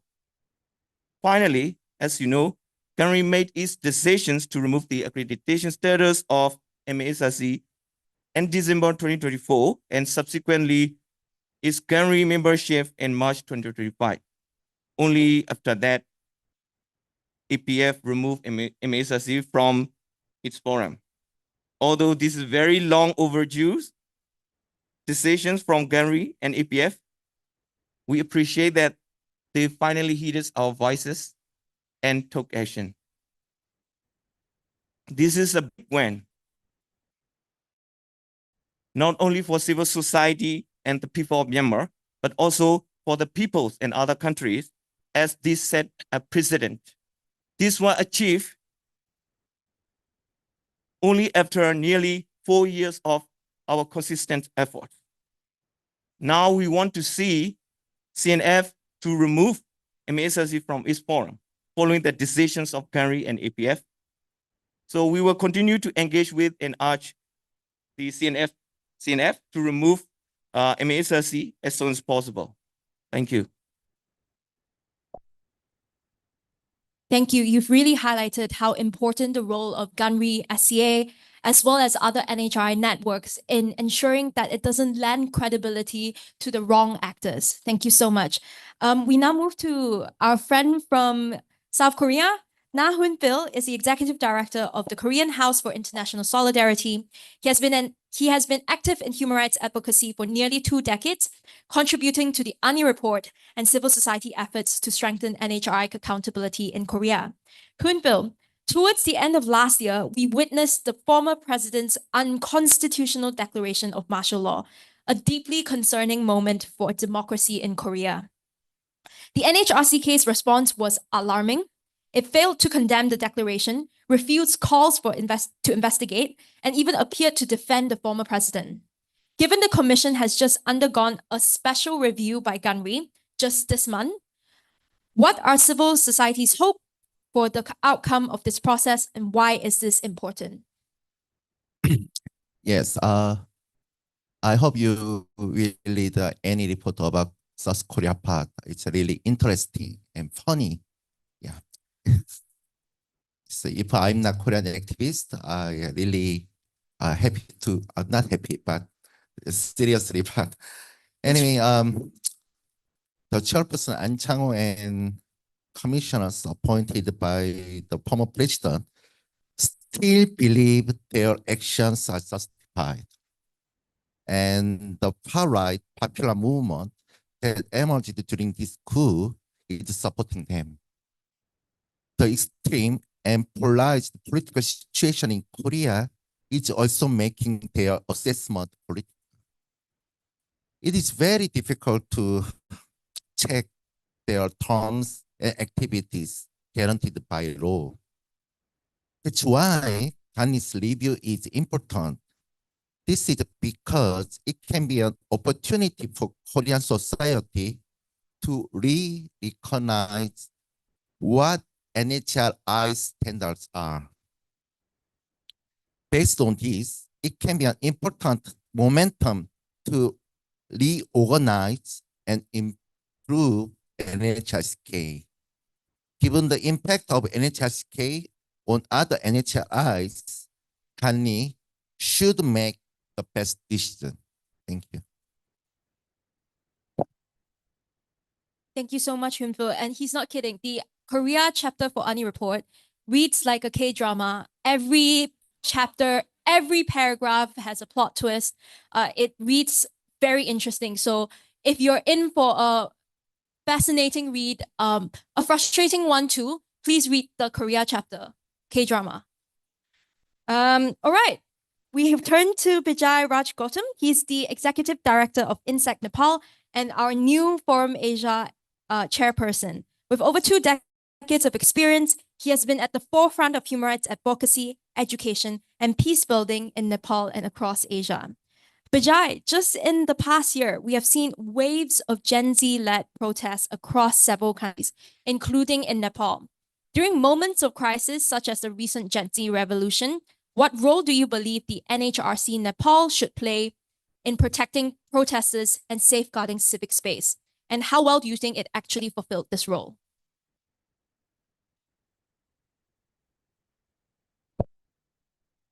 Thank you very much for the question. We're talking about the role of National Human Rights Commission and its performance appraisal, what we have been documenting since a long time back. So from our country's part, Nepal. If we just go behind 2 months back, there has been a huge demonstration in the name of Gen Z revolution. And during the 1 day demonstration, 22 people, I mean the young kids, they lost their lives because of the excessive use of force from the government. And the second day, that death, continued for another 72 people. So 72 people have lost their lives already. And then we have a now interim government heading towards the election on the March. So that is the situation of the political situation in the country. So during this moment of mass mobilization of protest, the custodian of the human rights, National Human Rights Commission, should have been acted as the credible, independent guardian of civic freedoms, ensuring that the rights of peaceful assembly, freedom of expression, and protection from the arbitrary arrest or excessive use of force. We have seen little bit not that proactive engagement in terms of the role of the National Human Rights Commission. So in principle, they have very much proactive monitoring and rapid response, which is again deploying the monitoring teams to protect sites, documenting violation of real time, timeline of violations, and issuing urgent appeals of recommendation of government and security agencies. That is the role of the National Human Rights Commission, and also engagement and mediation. This spells out the facilitating dialogue between protesters, law enforcement, and authorities to prevent violations and escalation of violence, and also to protect vulnerable groups such as students and young activists, including public properties. So, and another one very vital, work or the role from the National Human Rights Commission is the public communication,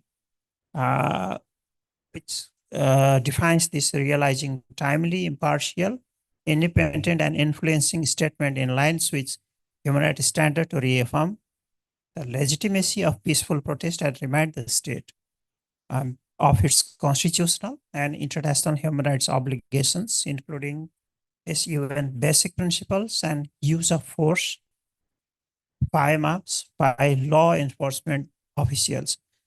And also another one, what we have expected was about the accountability and follow-up. Investigating any violations and pressing for transparent accountability and security-related policy reforms to prevent recurrence, and prosecution and adequate compensation of victims are obvious. So these are some of the roles we had expected should National Human Rights Commission should have been done. But in practice, the National Human Rights response during Gen Z protest somehow was muted and reactive rather than preventive. So in its press release, and monitoring was not that effective. While it issued general statements emphasizing restraint, it did not visibly declare its constitutional mandate to monitor on the ground or intervene promptly when reports of excessive use of force, because firearms were used. Though in Nepal there was no single arrest, only there was live bullet fires.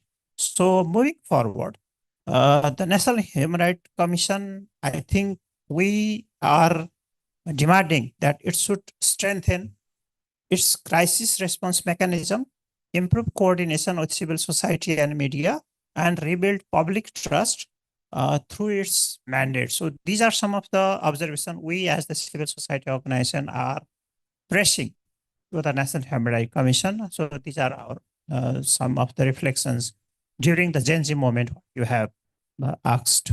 Thank you so much, Vijay.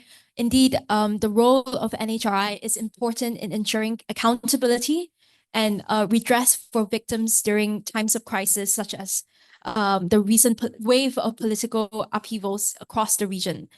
We move to Muda now. She is the South Asia Program Officer at Forum Asia, where she monitors human rights and civic space trends across the region and supports advocacy for greater protection and of fundamental freedoms. Muda, across South Asia, we've seen similar struggles as mentioned throughout today's launch. In both India and Bangladesh, the NHRIs have shown reluctance to investigate politically sensitive issues involving civil and political rights. They continue to face government interference and as a result have lost the trust of civil society and human rights defenders. From your perspective, what needs to change to strengthen these NHRIs and rebuild trust? Thank you so much, Wewe, and congratulations on this brilliant report. I cover a crazy region, so it's always interesting. I mean, in terms of what NHRIs and how they have acted during political crisis, especially these are times when rights become politically inconvenient for states, something deeper is happening, which is the architecture of control in our region, how it's defined. If you've spoken about Nepal, as my colleague from Bangladesh said, we have to talk about the big brother of Gen Z movements, Bangladesh. In July 2024, Bangladesh witnessed a revolution. An entire people led by youth took to streets, brought down a 15-year-old regime. That's absolutely crazy. And when everything collapsed, so did the National Human Rights Commission. Not that it was working or like it had stopped working long time ago. But when the interim government took office, there is hope. I'm confused. Like, ask me in another 5 years, I might have a definitive answer to that. But I was hopeful that Bangladesh might finally rebuild institutions that public could trust and that the NHRC reform consultations could mark a new precedent for participation and accountability. But just last week, just days ago, the draft NHRC Ordinance 2025 was released, and it shows what we feared, how the language of reform can reproduce the very weaknesses it was meant to fix. So instead of creating any real autonomy, the draft keeps the commission structurally dependent on the executive. So it preserves the selection process, which is still dominated by government officials. It allows secondment of bureaucrats into investigative posts and introduce mandatory preliminary inquiries that are likely to slow cases and dilute accountability. Now, this is the craziest one, like crazy problem. Even compensation to the victims is routed through a century-old, like I'm not saying a decade-old law, a century-old 1913 debt recovery law. It's so complex that even if justice will arrive, it will arrive long after the harm. So here's the paradox, which I find really disturbing, interesting at the same time, is that in this moment of democratic opening, the state is again proposing a law that could make the commission more procedural, not more independent. And this is also telling of how reforms operate cosmetically in this region. And that's also the bigger problem of South Asia, proceduralization of accountability. Our governments seem to have mastered the art of superficially building institutions, which speak the vocabulary of Paris principles. But at the end of the day, they do protect the state from scrutiny rather than protect citizens from abuse. So NHRIs are failing essentially because they're being conceived as extensions of executive legitimacy, not as autonomous sites of rights enforcement.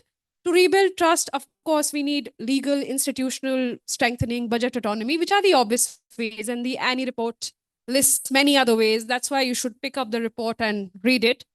But I think what makes or breaks these institutions is normative independence.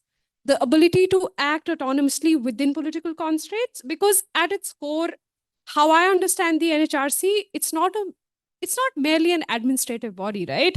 It's a mediating institution between state power and citizen accountability. And its credibility will always rest less on the law is important, but its credibility rests on how it sort of interprets its own posture, how it chooses to read its mandate when the state itself is the violator. So when commissions are remaining silent during these grave violations that are happening in South Asia, they transform from oversight bodies into extensions of executive diplomacy. And no matter how detailed reports they produce every year, there'll be rituals of bureaucratic compliance. So Bangladesh reform debate, coming back to it, it's also a test of political imagination. Can the state tolerate an NHRC that is genuinely autonomous? And can the commission cultivate an identity which is rooted in public legitimacy rather than governmental patronage? And perhaps that's the lesson for the region as well. Like, independence cannot just be legislated, it has to be exercised, demonstrated visibly and consistently. Thank you. Thank you so much, Muda, for shedding light on the work of the interim government trying to reform the NHRCB. Indeed, the process, the actual work, the actual reform must be meaningful in order to translate into actual impact. As we can see in the case of MNHRC in Myanmar, these things cannot be rushed, and we must ensure a process that is meaningful and careful the entire time. Okay, I also want to take this opportunity to share a bit about India. So you will see from the report, we have quite a long chapter on the situation in India. Just to share, the NHRC of India was recommended to be downgraded just earlier this year. This was unprecedented because it followed 2 years of consecutive deferral decisions by the Ganri SCA.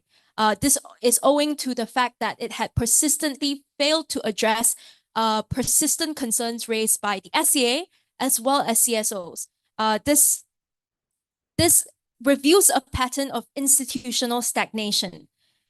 India's limited compliance, and despite multiple opportunities to address these shortcomings, the NHRC India has done little to meaningfully respond to the SCA's recommendations, raising serious concerns about its political and institutional will to reform.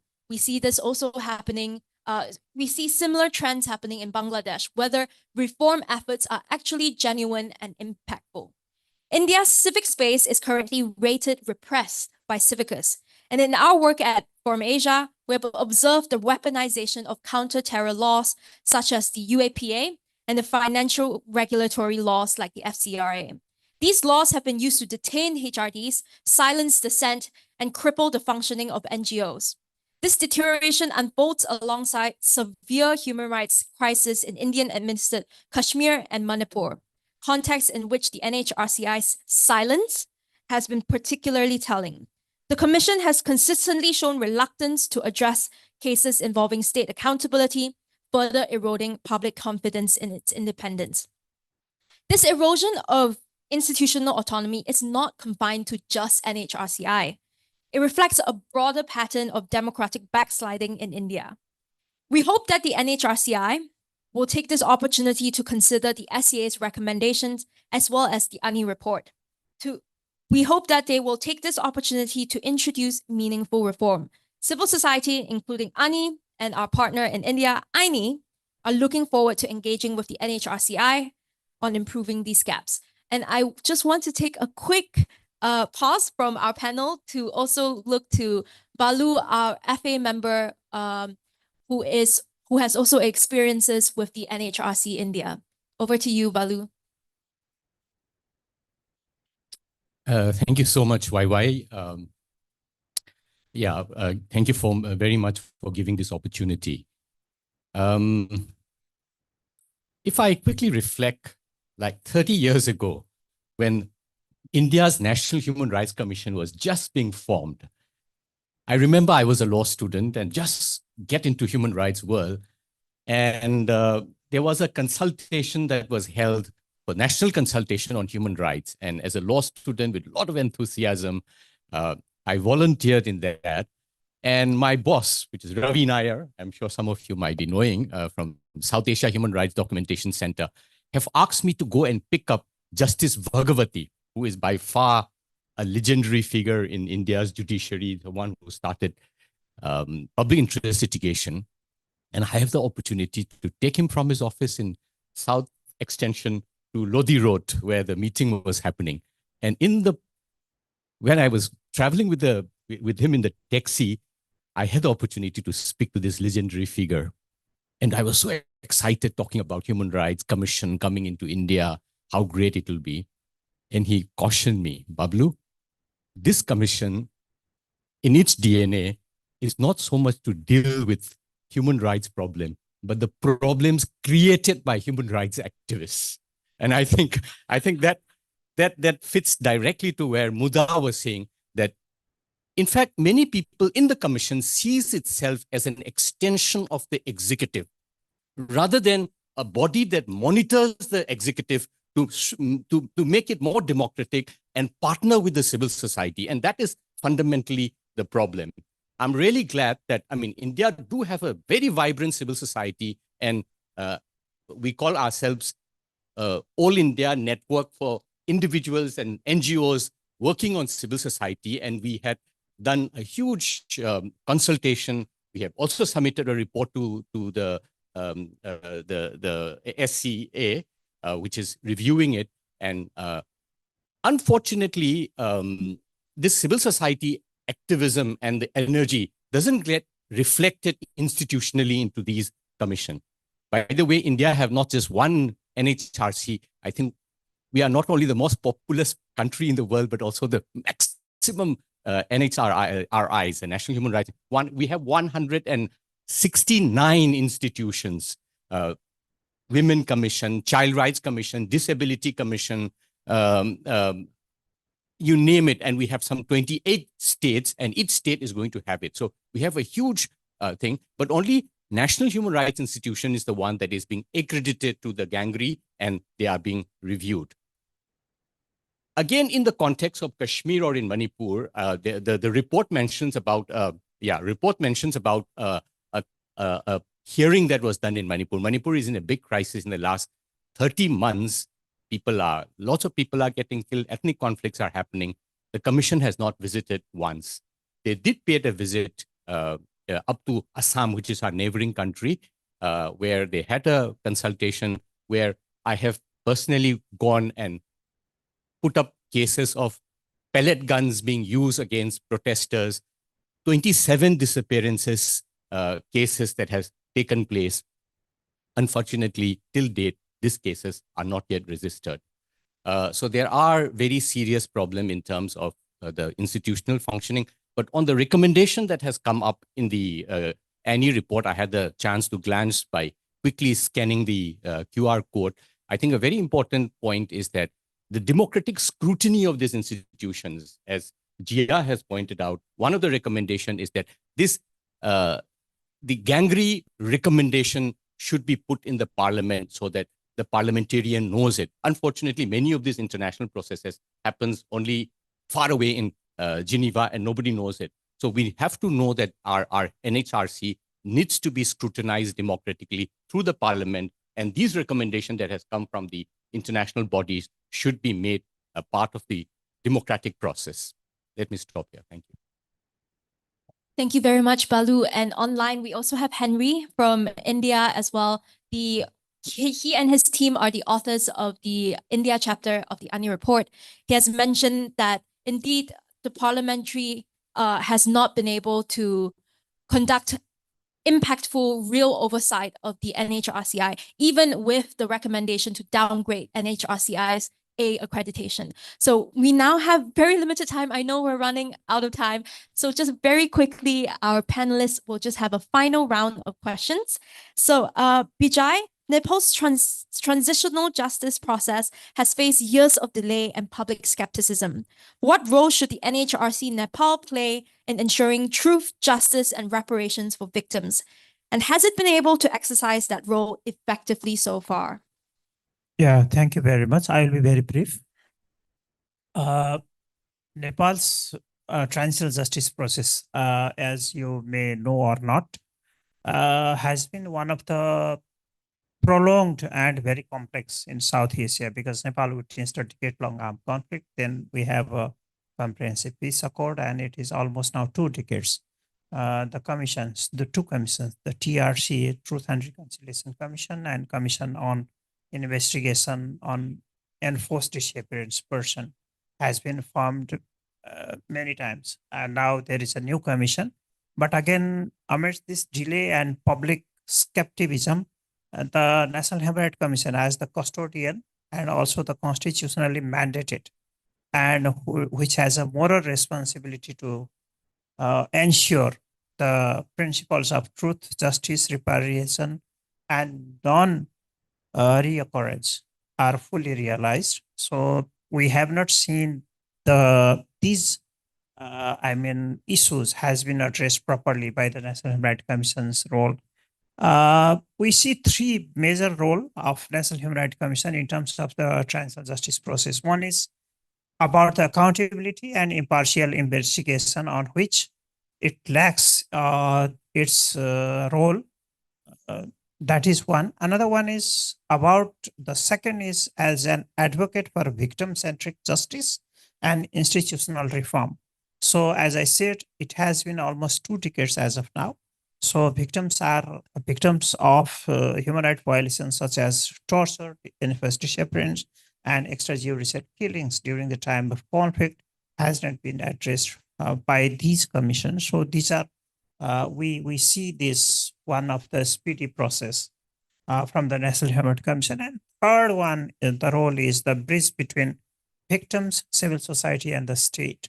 So under this, we have not seen proactive role with the engagement of the victims, human rights defenders, so, and the community organizations also. So as said, that both the Transitional Justice Commissions were reconstituted. However, a significant number of victims have expressed concerns about the appointment process also. Rather, it was not victim-centric. And the National Human Rights Commission, as said, as the custodian, has not been made any kind of strengthen its capacity dealing with these victims. So these are my observations on this TRC process with the involvement of National Human Rights Commission. Thank you. Thank you so much, Bijay. And looking to Muda, the role of NHR in transitional justice is also particularly important in Sri Lanka. How has the HRCSL done well in terms of responding to human rights concerns, and what challenges does it still face?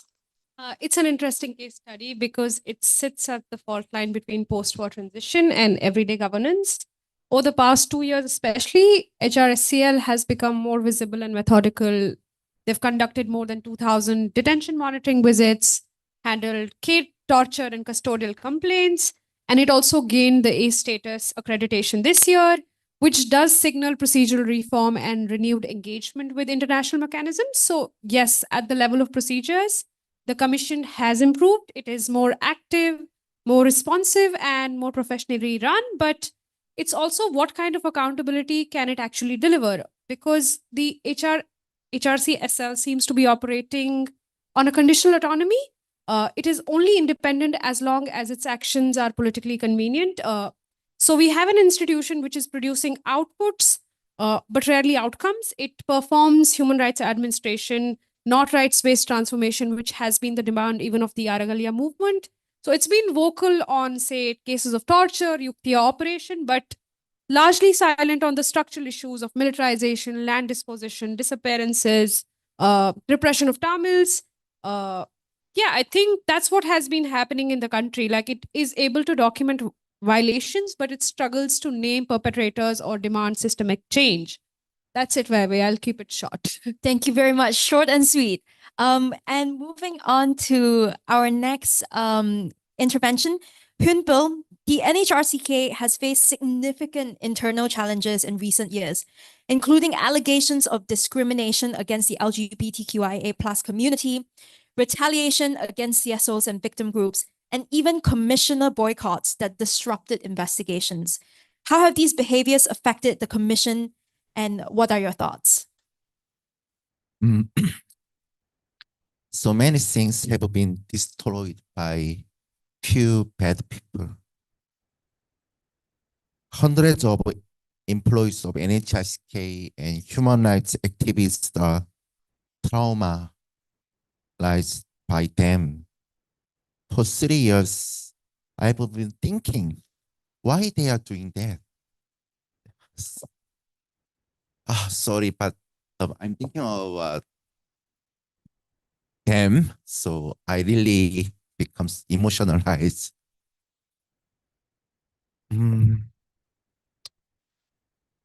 I think this is not just a problem in Korea, but civil society also has a sense of responsibility to restore NHRIs. By example, in Korea, most important thing is that they destroyed in practice Korean civil society and NHRIs steps and ANNI and APF and ANNI has made of this good practice, so-called respecting Paris principle. But only 1 or 2 or 3 guys destroyed this practice. How we restore this situation? I don't know, honestly. Their terms are guaranteed by law. But if we change the law, they argue that this is the political attack and so-called leftist harms independence of NHRIs. I guess this dilemma, so we faced with these challenges. Even Trump terms is guaranteed by US Constitution. Yes. Yeah, that's the problem. But that's why we need your cooperation and interest. Thank you. Thank you very much. And just to note that indeed, in just a short 2 years, we've seen NHRCK going from, I think, ranking 3rd in the last ANNI report to quite low ranking in this year's ANNI report. This shows how just in a matter of few years, a few bad apples really can destroy the credibility and independence of a well-structured NHRI. So moving on to our very last question, Yan Nang, looking ahead, could you share what civil society hopes for in the plans to establish a new unity NHRI in Myanmar? And why Paris Principles compliance is particularly important? Thank you for these very important questions. In Myanmar, the culture of impunity has long existed due to decades of military rule and their oppressions. This criminal Myanmar military has been committing grave human rights violations and atrocity crimes against our people for so long with blanket impunity. As of now, the junta has arbitrarily arrested at least 29,000 people, killing more than 7,400, including more than 2,200 resulted from the over 60,000 airstrikes, and committed more than 310 massacres since its illegal coup attempt in 2021. The Myanmar Spring Revolution is striving not only to dismantle the military, but also to establish an inclusive and just society in the form of federal democracy that address the long-standing grievance of ethnic and religious minorities and guarantee freedom, justice, equality, accountability, and the full enjoyment of human rights by all people, which has been systematically denied under successive military regimes. We will fight against any authoritarianisms that impose any oppression, discrimination against the people. As we continue to strive for our vision in this darkest time, but with the greatest hope for our country's future, we urgently need a strong, competent, and truly independent NHI to acknowledge and safeguard the rights of diverse community and its people. So with these visions and our commitment for human rights, our working group successfully drafted the Union Human Rights Commission, UHRC bill, for the new effective NHRI that ensure a peri-principle compliant institutions and offer a pathway to a right respective future for Myanmar. We are still advocating to Myanmar legitimate representative bodies, including the interim government, National Unity Government, for the establishment of the Union Human Rights Commissions. You heard this morning that the Deputy Minister has mentioned they are working on it. We believe this establishment is essential to building a peaceful, just, and inclusive further democracy, Myanmar free from the military training. Thank you very, very much for echoing the words from this morning that we hear from the Deputy Minister of the Human Rights Department in the NUG. So with this, I am proud to close the second panel. Unfortunately, we won't have time for Q&A because there's another session happening at 12 p.m. So if you have questions, please feel free to email us, and then we can also speak after this outside. Without further ado, please join me in thanking our second panel for their incredible interventions. I would now like to invite our chairperson of Forum Asia, Sir Bijay Gautam, for his closing remarks. Thank you. Thank you.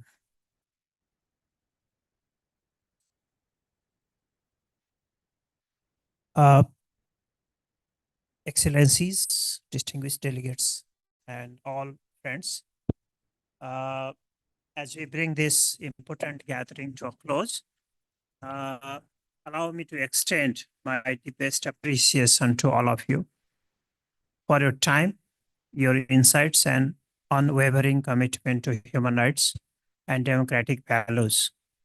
Today's launch of the ANNI 2025 report has been a moment of reflection, learning, and collective purpose. The discussion we have had this morning on both the challenges and best practices of national human rights institutions remind us that the protection of human rights in Asia is both a shared responsibility and continuing struggle for the wider protection and promotion of human rights in Asia Pacific. Over the past few years, as we have discussed also, we have witnessed profound shifts in the political and social landscape across our region, the regression of democratic norms, the shrinking civic space, and the misuse of political powers, and the targeting of human rights defenders are realities that have tested the resilience of our societies. In such time, strong, credible, and independent NHRI are not optional. They are indispensable pillars of accountability and justice. The ANNI Report 2025 captures this reality vividly. It provides not only an assessment of how our NHRIs have performed, but also a reflection of a broader state of human rights and governance across the Asia. We see institutions motivated to uphold independence amid political pressure, and we see civil society stepping forward to safeguard integrity and transparency when those institutions face challenges. We are also, and Forum Asia through ANNI, we are hopeful that we'll continue to accompany NHRI and civil society partners in this journey through advocacy, research, dialogue, and capacity building.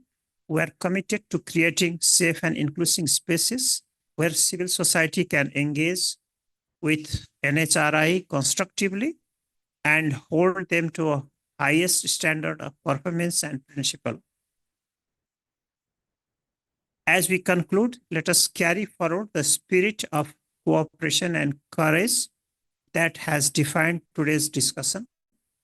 Let us continue to remind ourselves and those in positions of power that human rights are universal, invisible, and non-negotiable. So on behalf of Forum Asia and ANNI Secretariat, I thank all of you, your distinguished speakers, our partners, and every participant, both in person and online, for being part of this meaningful report launch. And we also look forward to working with all of you in the months ahead as we transform today's conversation into concrete action that advance human rights, democracy, justice across our region. Once again, thank you. And may we continue to stand together for a just and human Asia. Thank you so much. Thank you so much, everyone. QR code on the screen, please scan to download. And if you have any questions, please reach out. I'm available to talk outside, but also please send us an email if you'd like to talk more. Thank you so much. And a special message? Guys, just one word. Thank you all for being here. It was amazing to see so many people protecting human rights in Asia and so many people passionate about it. I have one question for everyone here in the room. I'm doing research to how human rights effectively engage with philanthropic actors in like certain countries. The countries I'm going to name now, Thailand, Taiwan, Singapore, Japan, and India are all part of my research. If everyone, if anyone has like useful contacts for me, like foundations or NGOs, just come up to me and yeah, thank you.